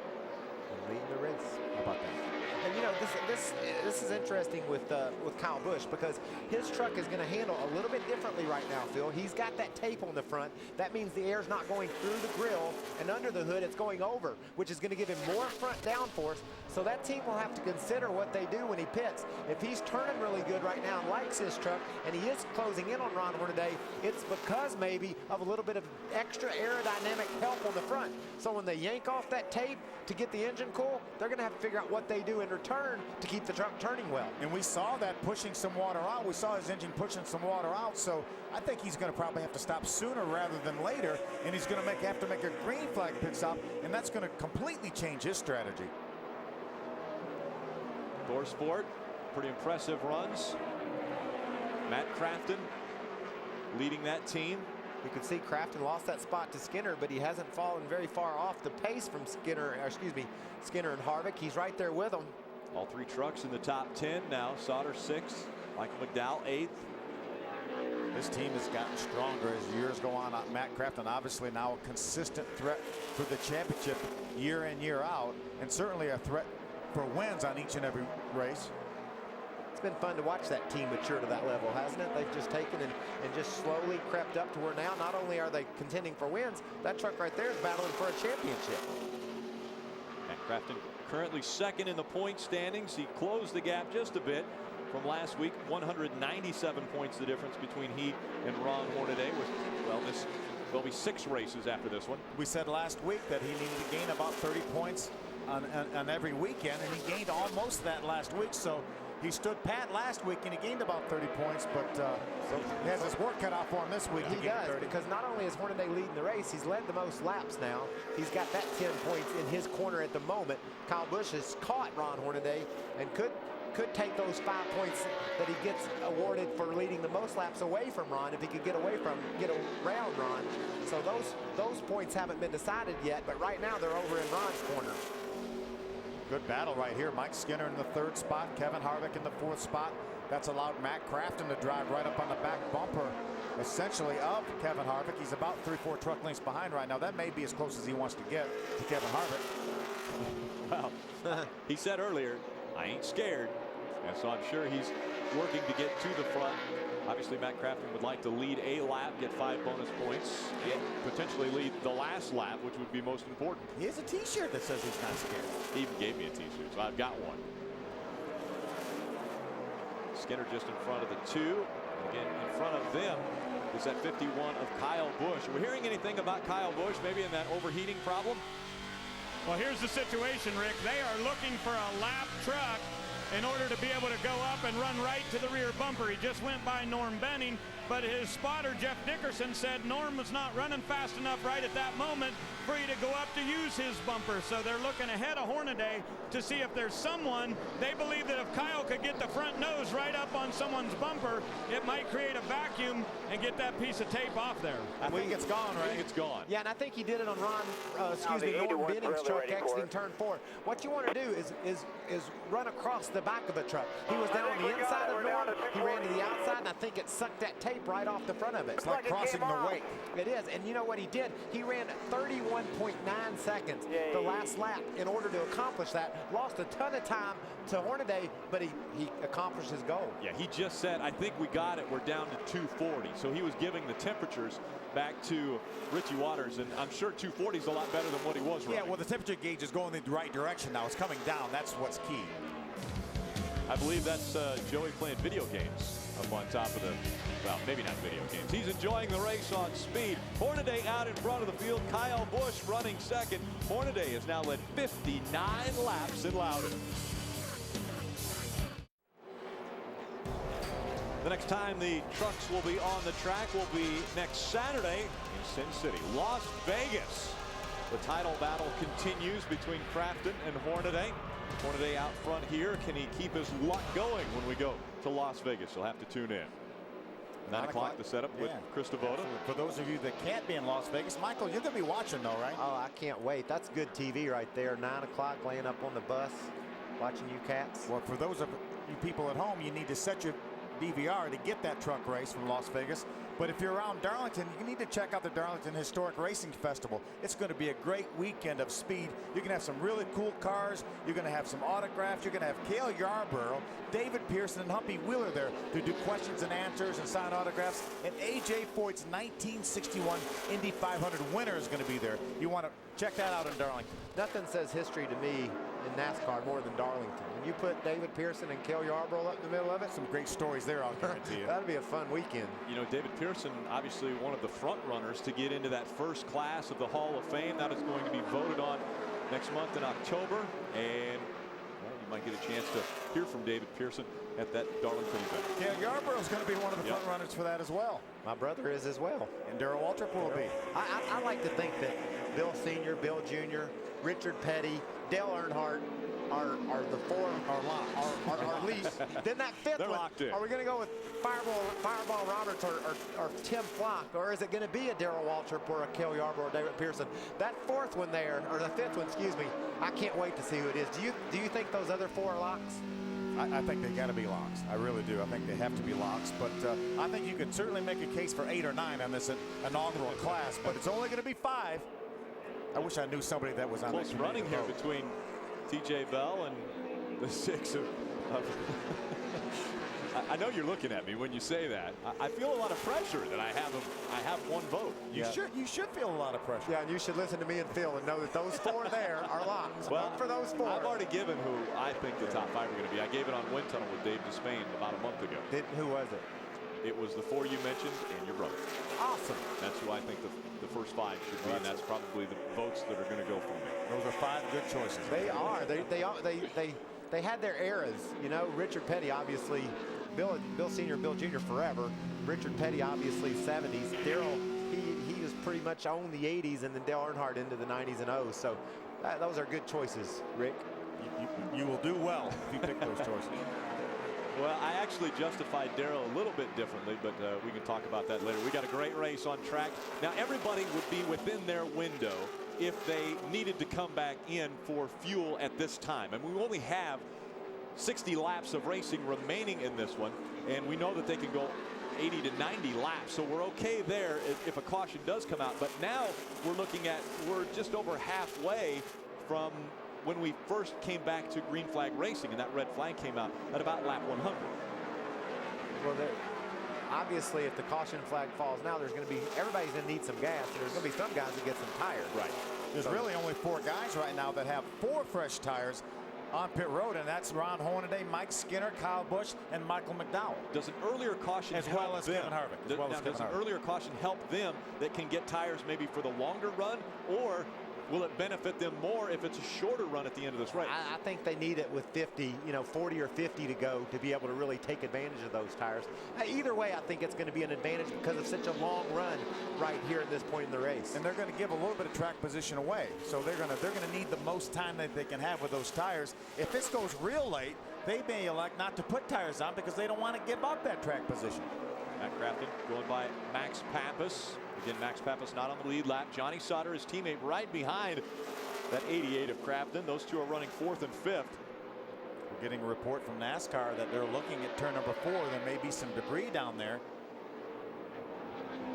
No caution as of yet. It'd be an opportune time for a lot of guys to get that last caution. Let's get our gas. Let's make our decision on our tires. Right now, it'd be an easy decision to get tires, but I think in another 20 laps, you're right, Bill. What do? We don't want to give up this track position. We might leave those 4 Goodyear tires laying in the pits today. Absolutely. We see Johnny Sauter take over that 4th spot from Matt Crafton. We're getting a report from the NASCAR officials that the track is clean. I think you probably saw about 15, 20 guys that probably saw that debris down there, and they were good with that call if they would have called that caution. I like the spotters. They'll call down and say, "You see that debris, right?" Yeah, I see it. Absolutely. Where is it? Yeah. How about Johnny Sauter taking 5 points away from his teammate? Well, he Crafton. was way faster than Matt, and I noticed that while he was riding behind Matt, some water was coming out of his overflow, so the thing had gotten a little bit hot. He needed to get on around Matt and on his way, and he did just that. He's got a fast truck right now.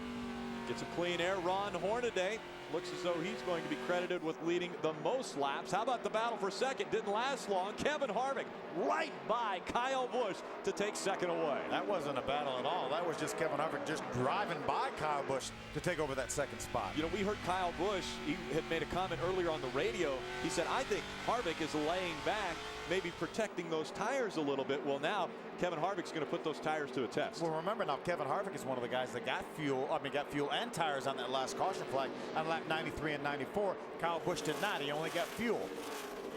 So Kyle Busch falls back to the third spot. Kevin Harvick moves up to second behind his truck. That's Ron Hornaday out in front, right? Well, let's do a little top 10 drop back as we look through the field here, Rick. When we look at, you guys were talking about what do you do about tires? Well, that's been the great debate on the radio down here for all these guys that are running in the front three positions. Ron Hornaday going for win number 4 at this track, 3 in a row in dominating fashion. Rick Wren just told him we've just passed the point where it'll be beneficial to put tires on. But let's look at this 1-2 team finishes in this history of the series. You see Roush Fenway did it a lot of times with 11, but how about KHI with 3 times where they've gone 1-2 as a team, and that's how they're running on the track right now. The last time it happened at Martinsville, Harvick was out front, Hornaday was second, and today it looks like Hornaday and Harvick have a chance at another 1-2. I'll tell you another one of those 1-2 finishes. It was Atlanta last year, Ryan Newman and Ron Hornaday. So Hornaday will be trying to hold off team owner Kevin Harvick, who's running a second behind him and closing that gap. He was 0.3 of a second faster on the last lap. Will he continue to close the gap, and will he battle his own team driver for the win at the end of this one? You'll have to stick around. 53 laps remain from Loudon.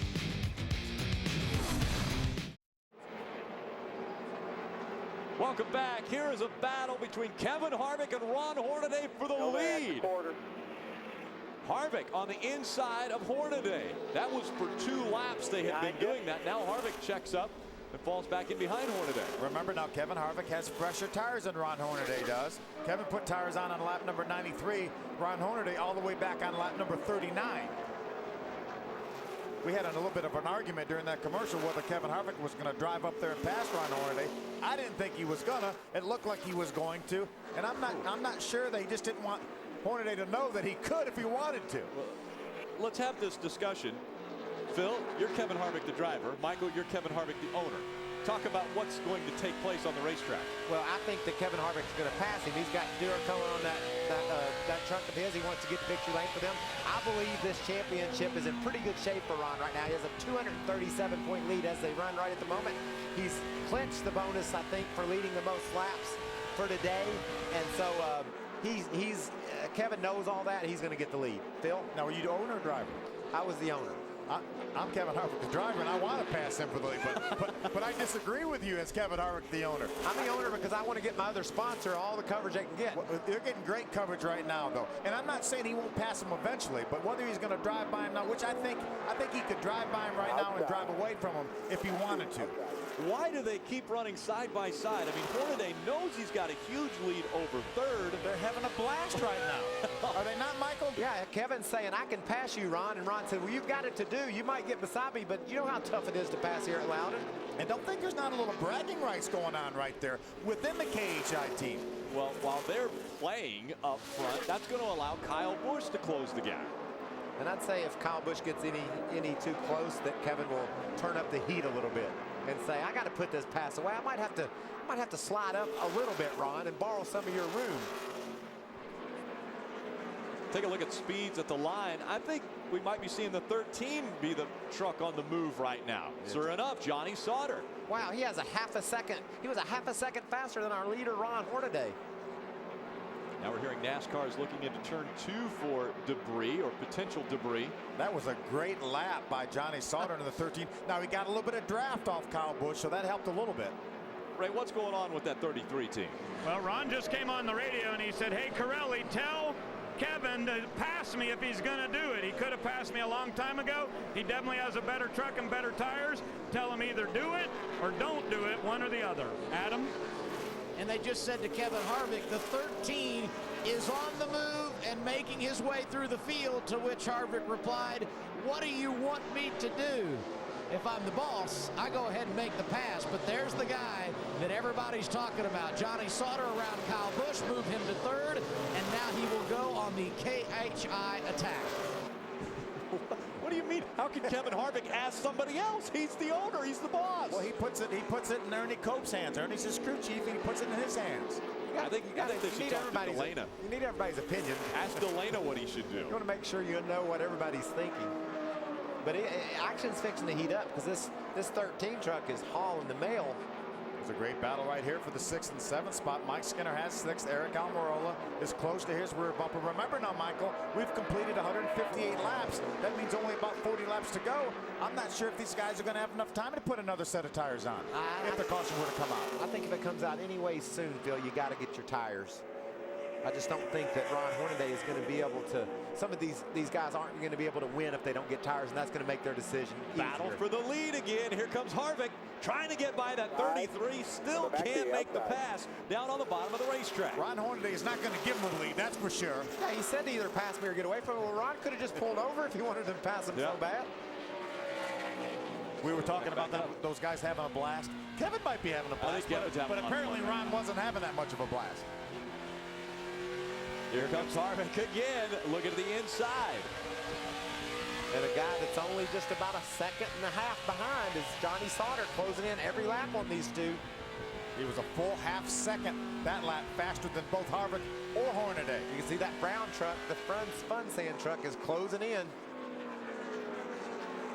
Again, Hornaday, we know, has clinched as far as the most laps led. That's 5 more points, so he'll get 10 bonus points from this race. Crafton, the fastest truck, he ran about a half second, close to a half second faster than the leader. So this thing has got a lot of twist to it. And we know we have another round of pit stops to go. They have to come back on pit road before we see the checkered flag. So that's going to come into the strategy of who's going to get to victory lane first. There's our first 4 trucks, 1, 2. And Taylor Mawson. Taylor Mawson lap truck and the other 2 right behind. So Hornaday and Kevin Harvick, 1 and 2. Well, here comes Harvick once again. Looking to the inside. Can he make the pass this time? Throws that truck down low once again. And here comes Hornaday on the outside again. All clear. Johnny Sauter is really closing up. He's going to be within about 0.8 of a second of the leader right now. And look at Kyle Busch. There's the first 4. It was a lap later, but there they all are. Finally, 4 in a row going for the lead. The top 4 crossing the start-finish line, separated by 1.3 seconds. Again, 0.4 of a second quicker that time for Johnny Sauter. You can see him right there. I can't wait to see what happens when Sauter gets there. Is Harvick indeed just playing with Hornaday? Could he push the issue a little bit harder? We're going to find out as soon as that 88 truck gets up. Excuse me, the 13 truck gets up to their bumper. We're going to stay with it. Rick Wren, he's already standing up. He's pacing back and forth on top of that pit box. Ernie Cope, also a little nervous. He's running second. We'll be back. Welcome back. Heluva Good 200 from New Hampshire. And here comes Kevin Harvick. He was running second. He's on pit road. We heard they're going to put a splash of fuel in this to get him all the way to the end. They think about 5 seconds, Adam. They said 5 seconds. Kevin Harvick coming in with just over 30 laps to go. Meanwhile, Johnny Sauter will come to pit road. The word on his radio, he's out of fuel. We'll continue to follow the 13's progress. Harvick gets his gas and he's away. Boy, that's heartbreaking for Johnny Sauter. He could have won this race, and it's all gone now. Completely gone. Ron Hornaday now on pit road. Followed by the 88 of Matt Crafton, teammate to the Thor Sport, number 13 of Johnny Sauter. Sauter still rolling through 3 and 4. He was so good and just needed a splash of fuel. Ray Dunlap. Ron Hornaday definitely noticed that the 13 had run out of fuel. They come down here, they put the gas can in, taking a look at the truck, everything looks good. They're going to go 4.5 seconds back to Adam.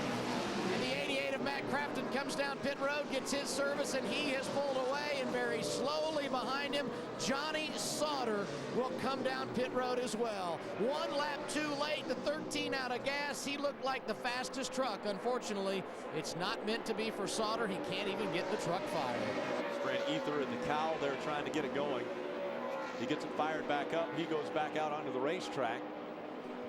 The 2 truck is behind the 33 truck on the racetrack. So that means Ron's guys did a better job getting fuel in and him getting back around the racetrack. Right now out front is Kyle Busch still leading. Mike Skinner has moved up to second. Eric Almirola runs third. TJ Bell fourth. Colin Brown is fifth. Now your race leader on pit road, Kyle Busch, now getting his splash of fuel, right? In his last 2 laps, Rick, he came on the radio saying, I've developed a pretty serious vibration. Give me just enough fuel to get to the end. Don't worry about green, right, checker. Give me 1 round on the track bar, and he was in here way less time than the 33. It's going to be really interesting to see where Kyle Busch comes out in the serial when he gets back to the racetrack. He's going to have the lead, Phil. Remember, Kevin Harvick said this is where we're going to have to win it on pit road. Ray Dunlap pulled a tear off on the 15 and about the same amount of fuel that Kyle Busch had. A real quick stop. So these guys about in the same sequence, only a half a lap off. And here comes Mike Skinner. Of course, Skinner, one of those guys that's been in this exact same scenario. On 92, at that last pit stop, they went fuel only. He stayed out, coming down here, extending it just as long as possible. We'll see how long Skinner is there. He's a little bit tight getting in, and the fuel man a little late getting to the truck. 3.5, maybe 4 seconds for the 5 truck. He makes his way off of pit road. We're seeing the 6 of Colin Brown, who led the last lap. He was our race leader. He's now on pit road. Adam Alexander. It's been a solid day for Colin Brown. They have fought a tight race truck, but he has stayed in the top 10 throughout the afternoon. They will get a splash of fuel and go, and the closer you make it to the end, the less time you need to spend getting the fuel. They wipe off the grill. In fact, pulling a piece off, they will fuel the truck, and Colin Brown will pull away, and he will not get away as quick as Stacy Compton, who came in on the same lap and has been solid throughout the afternoon. Kyle Busch's strategy may pay off. Just that splash of fuel, a little bit less than everyone else. He is now being scored third and has enough fuel, we believe, to make it the final 25 laps. There's Kyle right there. Then Michael about 10, 12 truck lengths back is the 33 and the 2. Now they are together again. Kevin Harvick has chased down the 33 of Ron Hornaday, and I think now it's a matter of chasing down that 51. I think if Kevin gets to the 33, he's going to pass him right away if he can. Race fans, vote for your favorite Copart driver in the Copart Challenge of Champions. Choose between the 33 of Hornaday or the number 30 of Todd Bodine to win a variety of prizes, including an all-expenses paid VIP race experience in Talladega this October. Go to Copart.com for official rules and to register. Vote now for Copart Challenge of Champions. We'll be back in 90 seconds for the final 20 laps of racing from Loudon. Up next in the Rolex Sports Car Series, only 2 races remain and a mere 5 points separate championship contenders. The competition will be fierce on the high plains of Utah. Don't miss the Rolex Sports Car Series live from Salt Lake City, coming up next right here on Speed. We have got a great battle going right now for third, and it's between truck owner and driver. Well, and then we just overheard Harvick's radio. He said he needs to let me go before we crash. He knows he's putting himself in a bind when he gets on the inside of Hornaday, but he can't make the pass. Yeah, he wants to take a run at the 51 truck. He knows that if he's hung up behind Ron Hornaday, he's probably not going to be able to do anything with a 51 of Kyle Busch. Only 19 laps to go. David Starr had stayed on the racetrack. He was running in between them. Now he is on pit road. So nobody in front of Ron Hornaday now but the 51 of Kyle Busch. Kevin Harvick has been all over the back bumper of that 33. He feels like he's faster, but he's not been able to make the pass. He's definitely faster. If he falls back a couple of truck lengths in a corner because of getting beside him, he makes it up right away. He needs to get around Hornaday so he can go try to get a hold of Kyle Busch. They're coming down to 18 laps to go. I don't think he has enough time anymore. I think if they've waited so long, he's followed Hornaday ever since they came off of pit road just about on lap number 169 or 170 over 10 laps ago. I think he's run out of time, Michael. He hasn't followed him willingly. He's been down on the inside. He's been all over him. He just can't get around Hornaday. They're 2.4 seconds behind Kyle Busch, and now you throw in the 24 of David Starr. He is in between Kyle Busch and that 33 of Ron Hornaday. Yeah, David now is a lap down. He was running in the second spot when he came to pit road, but you know, we mentioned earlier that Kevin Harvick voiced his opinion as to how he was going to get to the 51. Let's listen to that. You better tell him to let me go here before we wreck, so I can go get the 51 or at least try. Exactly, that's what I was thinking. I don't think right now Kevin Harvick is too happy with the way things are happening on the racetrack. Adam? And that was not the last thing he said on the radio, some of which I cannot repeat. But basically what he has said is someone needs to deliver the message or else. This team was involved last week in a very heated situation late in the race. I'm talking about Ron Hornaday in the 33, and they could be involved in one again this week, and it won't be Crafton. It could be the boss who's upset. Getting a report that Kevin said after the race, all crew chiefs and drivers report to Art Haller for a little bit of a team meeting. We'll have a little powwow to discuss in-race strategy. That's interesting. Interesting situation because, like Phil said, I think they've given away the chance to win the race now. Ron's racing for a championship. Do you remember the pass at Atlanta last year by Ryan Newman that ultimately cost Ron his championship a year ago? So, you know, Ron's racing his truck thinking, pass me if you can. If not, I'm going to run second. I need those 5 points. Kevin sees it a little bit differently. He thinks that he can get around Ron and then go up there and win the race for KHI, which is a bigger picture view for Kevin Harvick. But man, when you're Ron Hornaday and you know you lost the championship last year because your team truck passed you late in the going. And think of what happened if the caution flag would have come out. We would have a restart with Kyle Busch up front, Ron Hornaday in second, Kevin Harvick. Kevin thinks he can beat that 51 truck, but he has to get by the 33 to do it. Well, they're both faster on that lap. Look, Hornaday's looking to the bottom. Is he pulling over? These two trucks are faster than Kyle Busch right now, so there is still a chance they can win the race if they can just sort it out among themselves. They've gained 0.8 of a second in the last 3 or 4 laps on our leader, Kyle Busch. Kevin Harvick all over the back bumper. Harvick faster than Hornaday. But again, Harvick has not been able to get by Hornaday, and Hornaday is not letting Harvick by. Hornaday probably still thinks he can win the darn race. He sees that truck ahead of him getting smaller. Excuse me, bigger. They're catching him. Here they come. Again into turn number 1. Hornaday, I'm telling you, he has got a mirror full of Kevin Harvick, but he's not laying off for him. Wow. And here's that caution flag we were talking about. Kevin Harvick was oh so close to getting by Ron Hornaday. Now, Kevin's still not going to be happy. I'll guarantee you that. Now, is Kevin, now that this caution comes out, take a look at this. Is Kevin going to pull up beside Hornaday and say, what are you doing? I mean, if you're not going to listen to your crew chief or your spotter, what's happening here? Well, he can probably turn his radio over to Ron's. Well, they probably do have that. That's the most ignorant thing I've ever seen right there. Said that's the most ignorant thing he's ever seen before. Again, this is after the caution. The flag came out. He went up, let him know, hey, we've got some communication problems here. So the caution has come out. We'll have less than 10 laps to go when we restart. That means single file restart in the Camping World Truck Series. Out in front, it's Kyle Busch. He's looking to make it 3 wins in a row in the truck races that he started. Behind him is Ron Hornaday. He's making a chance or a try at winning 3 races in a row at this racetrack. And right behind him, he's got Kevin Harvick. And it's getting a little bit crazy, right? I just wanted to add on the 51, he had come on the radio and told Richie Waters, what is our situation on this fuel thing? Are we going to be close? And Richie said, yes, very, very close. And I happened to be looking down pit road and I saw Rick Wren and some others down in the 33 were listening in on that 51. But of course, that's all going to go away right now because of the fact we got this caution. So the 51, 33, 2, they all stay on the racetrack. But on my end of pit road, Mike Skinner is bringing his Exide Toyota Tundra down here, and he's going to put 4 tires on. He was very, very tight. He didn't have any shot at winning this race. So Eric Phillips says we'll get those fresh tires on right now, send him back to the racetrack, and we'll find out if he's got enough time to get back through the field. Adam? And just one follow-up as far as Kevin Harvick is concerned. They came over the radio and said, Kevin, Ron is extremely loose. What do you want?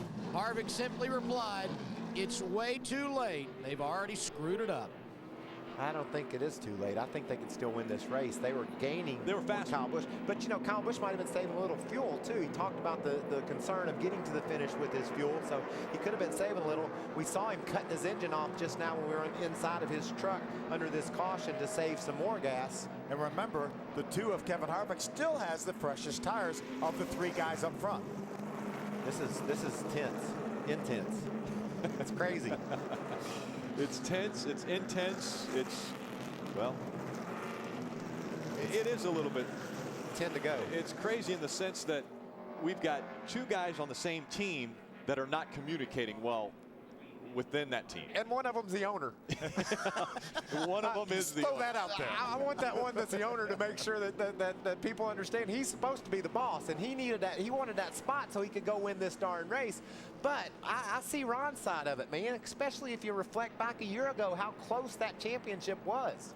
And here's Ron's opportunity. We know Ron is great at restarts. Now he's on the back bumper of the 51 of Kyle Busch. Here's a great opportunity for him to win this race by getting by him on the restart. Can I throw one more little thing out there at you? The guy that's running fourth is Matt Crafton. The restart from last week that made all this crazy intensity boil to this crescendo. Adam Alexander, how's it been on Ernie Cope's radio? I guess you could call Ernie Cope the man in the middle. I know Kevin's frustrated. Obviously, he wants to be around Ron. Is there enough time for you guys to get the job done here restarting third, Ernie? Well, I'm not sure there's enough time. It's so hard to pass here. It's going to be difficult. We'll just give it our best shot, see what happens. Our tires are about 60 laps fresher than them, too. So, has the message been delivered on the restart? Is he going to get by Hornaday? I don't know. I don't know what's got on their side of the radio. I'm not sure. Ernie Cope, crew chief for Kevin Harvick, restarting third and still holding out hope, Ray. Let's hear from Rick Wren real quick. How you like having a teammate now? Well, I think right now it's been doing really well. I mean, he's been kind of, I thought he was blocking for a while, but he just told Spotter them last few laps right there, he was running hard. So all I can say is I hope everybody, even in the grandstands, got their seat belts on, because this ain't over yet. That's for sure. Rick ran through 1 bottle of Tums already. He may have to open up bottle number 2. I wonder if anybody's told Harvick that Crafton's right behind him. Remember the practice earlier when Harvick was in front of Crafton and he wouldn't let him by? Well, now what's the situation? Remember lap 20 when you tore my fender up? I might not be happy about that still. You might not remember, but a week ago on the restart, I was able to get to the inside of a couple guys. Wow, this is one of the most exciting restarts of the whole 2009 season. What is going to go on when these guys fire off into turn 1? 7 laps to go. Out. Here we go. 7 laps remaining from New Hampshire Motor Speedway. Green flag back in the air. Kyle Busch, Ron Hornaday get a great restart. Kevin Harvick gets a horrible restart. Harvick's going to be hard-pressed to stay in front of that 88, although his truck has been so strong. Kevin's been very, very good, but now he's able to close the gap between he and Hornaday, and Kyle Busch is pulling away. Great restart for Kyle Busch. Remember, he's on equal tires with the 33 of Hornaday. 6 laps of racing to go. How about Eric Almirola up to the 5th spot? Another great run for him. Johnny Sauter's recovered from running out of gas. He shot all the way up to the 8th spot. Eric Almirola, another top 5. How cool is that, watching this kid operate? Absolutely. There's Johnny Sauter right behind the 16 of Brian Scott. That's a battle for 7th. Here goes Eric Almirola for 4th. Almirola trying to take the position away from that 88. And sure enough, Eric Almirola gets in front of the 88 of Matt Crafton. He takes 4th away. 5 laps of racing to go. Kyle Busch, Ron Hornaday, Kevin Harvick, and Eric Almirola. I think Kyle Busch knew how exciting that restart was going to be. He said, I'm not going to hang around and watch it. He wanted no part of that. I'm out of here. Here goes Harvick, going to take a run at Hornaday. Inside. Going to the inside again. Inside of 5 laps to go. Still outside. Will he let him go this time? No, he does not. Too late now. Hornaday still holding on to the 2nd spot. Harvick running 3rd, trying to take it away from him. Kyle Busch out in front of the field. Crafton goes by the 15. Something wrong with Eric Almirola. He slows on the racetrack. Could he be out of gas? Did they just not get enough gas in that truck? I believe he's out of gas, Phil. Which makes me wonder what's going to happen to that 51 truck. They cut it really close. They pitted on the exact same lap, the 51 and the 15. Did the 51 get enough fuel in it? That's going to be the question. The 15 slow on the racetrack down the backstretch. He's not going to make it back. He's going to stop on the backstretch, it looks like. He Guys, turns the off. ignition went bad. Ignition on 15. So the ignition is the problem, not fuel. Here comes Kyle Busch. 2 laps of racing to go. That's Lindy Hornaday right there on the left side. Wife to Ron Hornaday. She is nervous. What will happen in these final 2 laps of racing? Kyle Busch coming out of turn 4. Oh, 2 to go. 2 to go. Look at Kyle Busch. Harvick sideways off the corner. Look at all the ground he lost to Hornaday. 1, 2, and 3. Kyle Busch, Ron Hornaday, Kevin Harvick. Down the backstretch they go. They're separated. The top 2 are separated by 10 trunk links. Then it's 4 trunk links between Hornaday and Harvick. Eric Almirola did make it to pit road. He will not cause the caution flag. He's on pit road. He's just not rolling too quickly. Here they come to the white flag. 1 lap to go. Kyle Busch looking to make it 3 in a row in the Truck Series. Hybrid or not. Saw a great battle for 5th. Stacey Compton, what a good run in that Melling Toyota. What a cool day it is for Stacey Compton. Good to see him up in the top 5. Great stories all throughout the top 10. Johnny Sauter gets a hold to the left rear of Compton. Can he make the pass? Well, it may not be done yet. That's for a top 5 spot. Johnny Sauter takes the position away from Stacey Compton. Coming out of turn number 4, Kyle Busch is going to make it 3 in a row in the Camping World Truck Series. He wins the Heluva Good 200. He wins a hell of a good 200. That was a great 200. The Heluva Good. Yes, he sure did. Great run, though. Johnny Sauter battled back after running out of fuel for a top 5 finish. The 2 sliding by the 33 down the backstretch. He speeds down the backstretch. Let's go down and hear from winning crew chief Richie Waters. He's with Ray Dunlap. Yeah, he's getting some high fives from the entire crew here. And I'll tell you what, Richie, how's it feel to be back with Kyle Busch and getting 3 wins? Yeah, it's amazing. I don't know what to say. The kid's awesome. Man, I didn't think we could make it the rest of the way. We figured fuel mileage 3 or 4 times. We thought we'd be 5 laps short, and then we got the caution, and we'll see what it holds there. But God be with us, been with us today, I guess, and I don't know what to say. The kid's awesome. These guys, they work so hard on these trucks here, and we're not nearly funded what the rest of these guys are, and Billy does a great job keeping this thing going, and Kyle does a great job of driving. And I want to thank Mikasuki again and James Finch for helping us so much with this deal, and it's awesome, and Graceway Pharmaceutical. All right, go get him. We'll see how much gas he's got for a burnout. Richie Waters gets career win number 13 as a crew chief. Kyle Busch bowing to the crowd here at New Hampshire Motor Speedway. Another impressive performance. Let's go back trackside to Adam Alexander. Kevin Harvick climbed from the race truck, went over, talked to his teammate. It was obvious by the conversations on the radio there was a lot of frustration. Take us through the closing laps and your thought process with you and Hornaday. Well, there was no thought process, obviously. If you're going to have teamwork, you got to have a 2-way street. So it's something that we'll address once we get to the shop. I feel like we had the best 2 trucks. The Duplicolor Chevrolet was good. And just poor communication between Rick Corelli and Hornaday and Rick Wren. And, I felt like we gave it away. Kevin Harvick able to smile as he walks away, but it was a bit sarcastic. And now Ron Hornaday walks away. I think he's going to try to catch up with Kevin. They will continue to have a conversation here, and then we'll see if we can get Ron's side of the story. Ron, obviously there's some difficult times late in the race between teammates. Harvick feeling like there was some miscommunication. What were you hearing on your side as you went through the closing laps? He got up to me 3 or 4 times. I backed off. He ran underneath me. I thought he was actually, I don't know if he was getting loose or whatever underneath me, but darn, I had older tires. I knew he had fresher tires, so I'll take second. That's all I can do.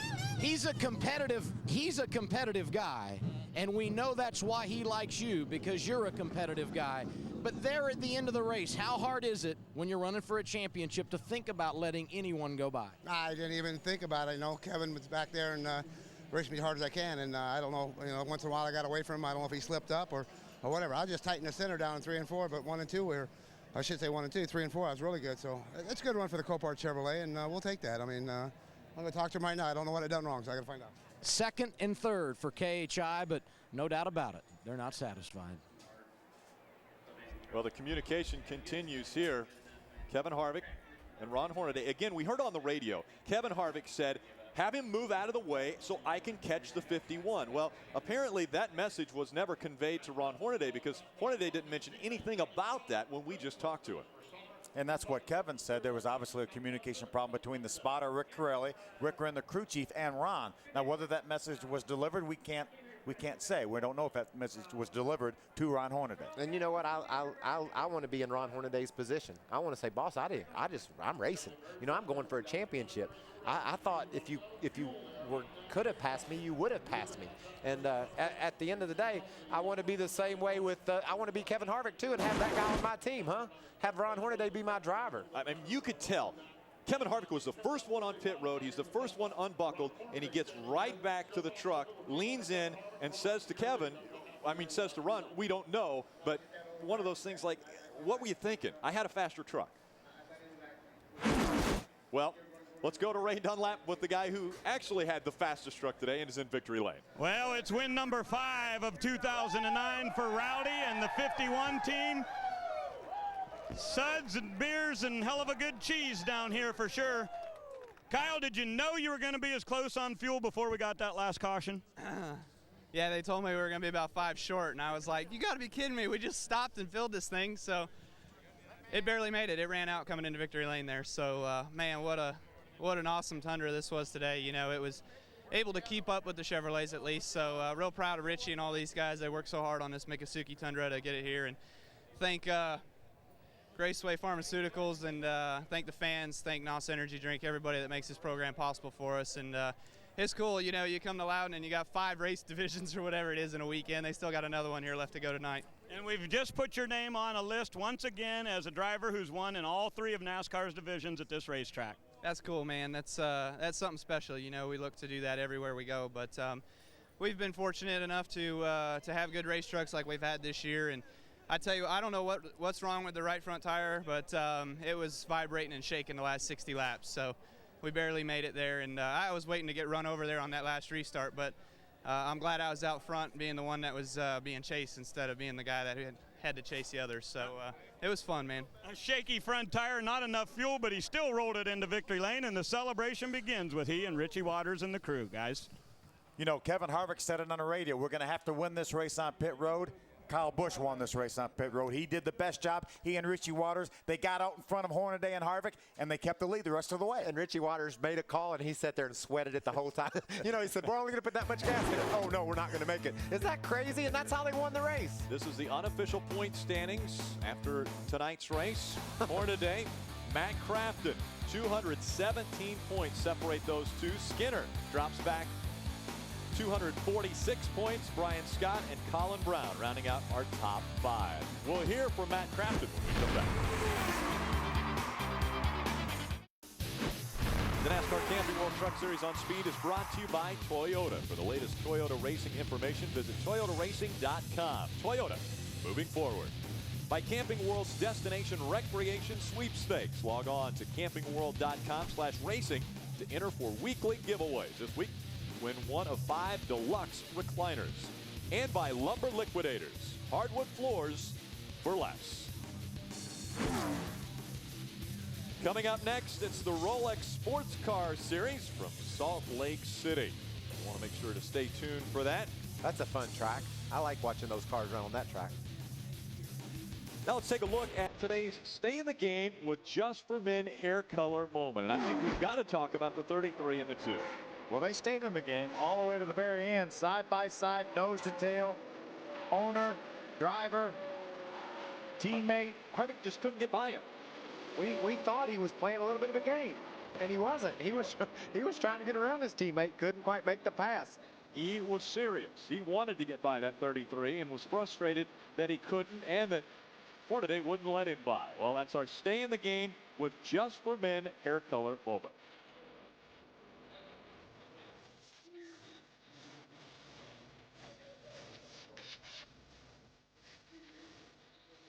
Now, as we mentioned, we wanted to hear from Matt Crafton. He is with Adam Alexander. Matt Crafton, a huge topic of conversation before this race. I'm sure you were happy when the green flag went in the air and you could race, and another top 5 for your race team. Yeah, it was definitely nice to be able to put your helmet on and put all that behind us. And I mean, all in all, I mean, we got the fender tore up on lap, I don't remember what it was, 15, 20, and made for a long day. I mean, these fenders are everything on these things. So I can't thank these guys enough. Menards, Sylvania, everybody on this team to not give up. And I mean, it's fourth. I mean, we lost some points to Ron, but from what I understand, something wasn't real happy over there. But it's I don't know, a good day. I mean, we salvaged a top 5 out of it and had a tore up left front fender. I mean, it really pushed that left front fender in a lot. And they had to pull it out because it was back on the tires. So all in all, salvaged and not a bad day. Crafton will be second in the points when the trucks head to Las Vegas. What a crazy day. One thing I really liked, Rick, listening to Kyle Busch in Victory Lane, he's truly appreciative of what he's accomplishing. You know, for so long it looked like he just won and took it for granted, but you heard him. He's won now in all 3 divisions here of NASCAR at Loudon, and I know it's starting to really sink in that he's on to something that's very special for that young man, and I love seeing it. That's 6 different racetracks that he's done that. Incredible. Bristol, California, Chicagoland, the last time he was in the race, Dover and Phoenix. Now he adds New Hampshire to that. What an amazing accomplishment by that young man. Our next race, Las Vegas 350. That's Saturday, 9 o'clock with Chris DeVoe in the setup. And we will still have Ron Hornaday, Matt Crafton, Tom O'Neill, all those guys will be out there. What an amazing race. It started off, we thought it was going to be a boxing match between 2 competitors. It ended up being a runaway. The 51, Kyle Busch to victory lane again. It's Vegas, baby. The trucks are off to Sin City next week. Too bad what happens here doesn't always stay here. See who will come up with lucky 7s and who will bust. It all starts with the setup at 9:30, live on Speed. Be there.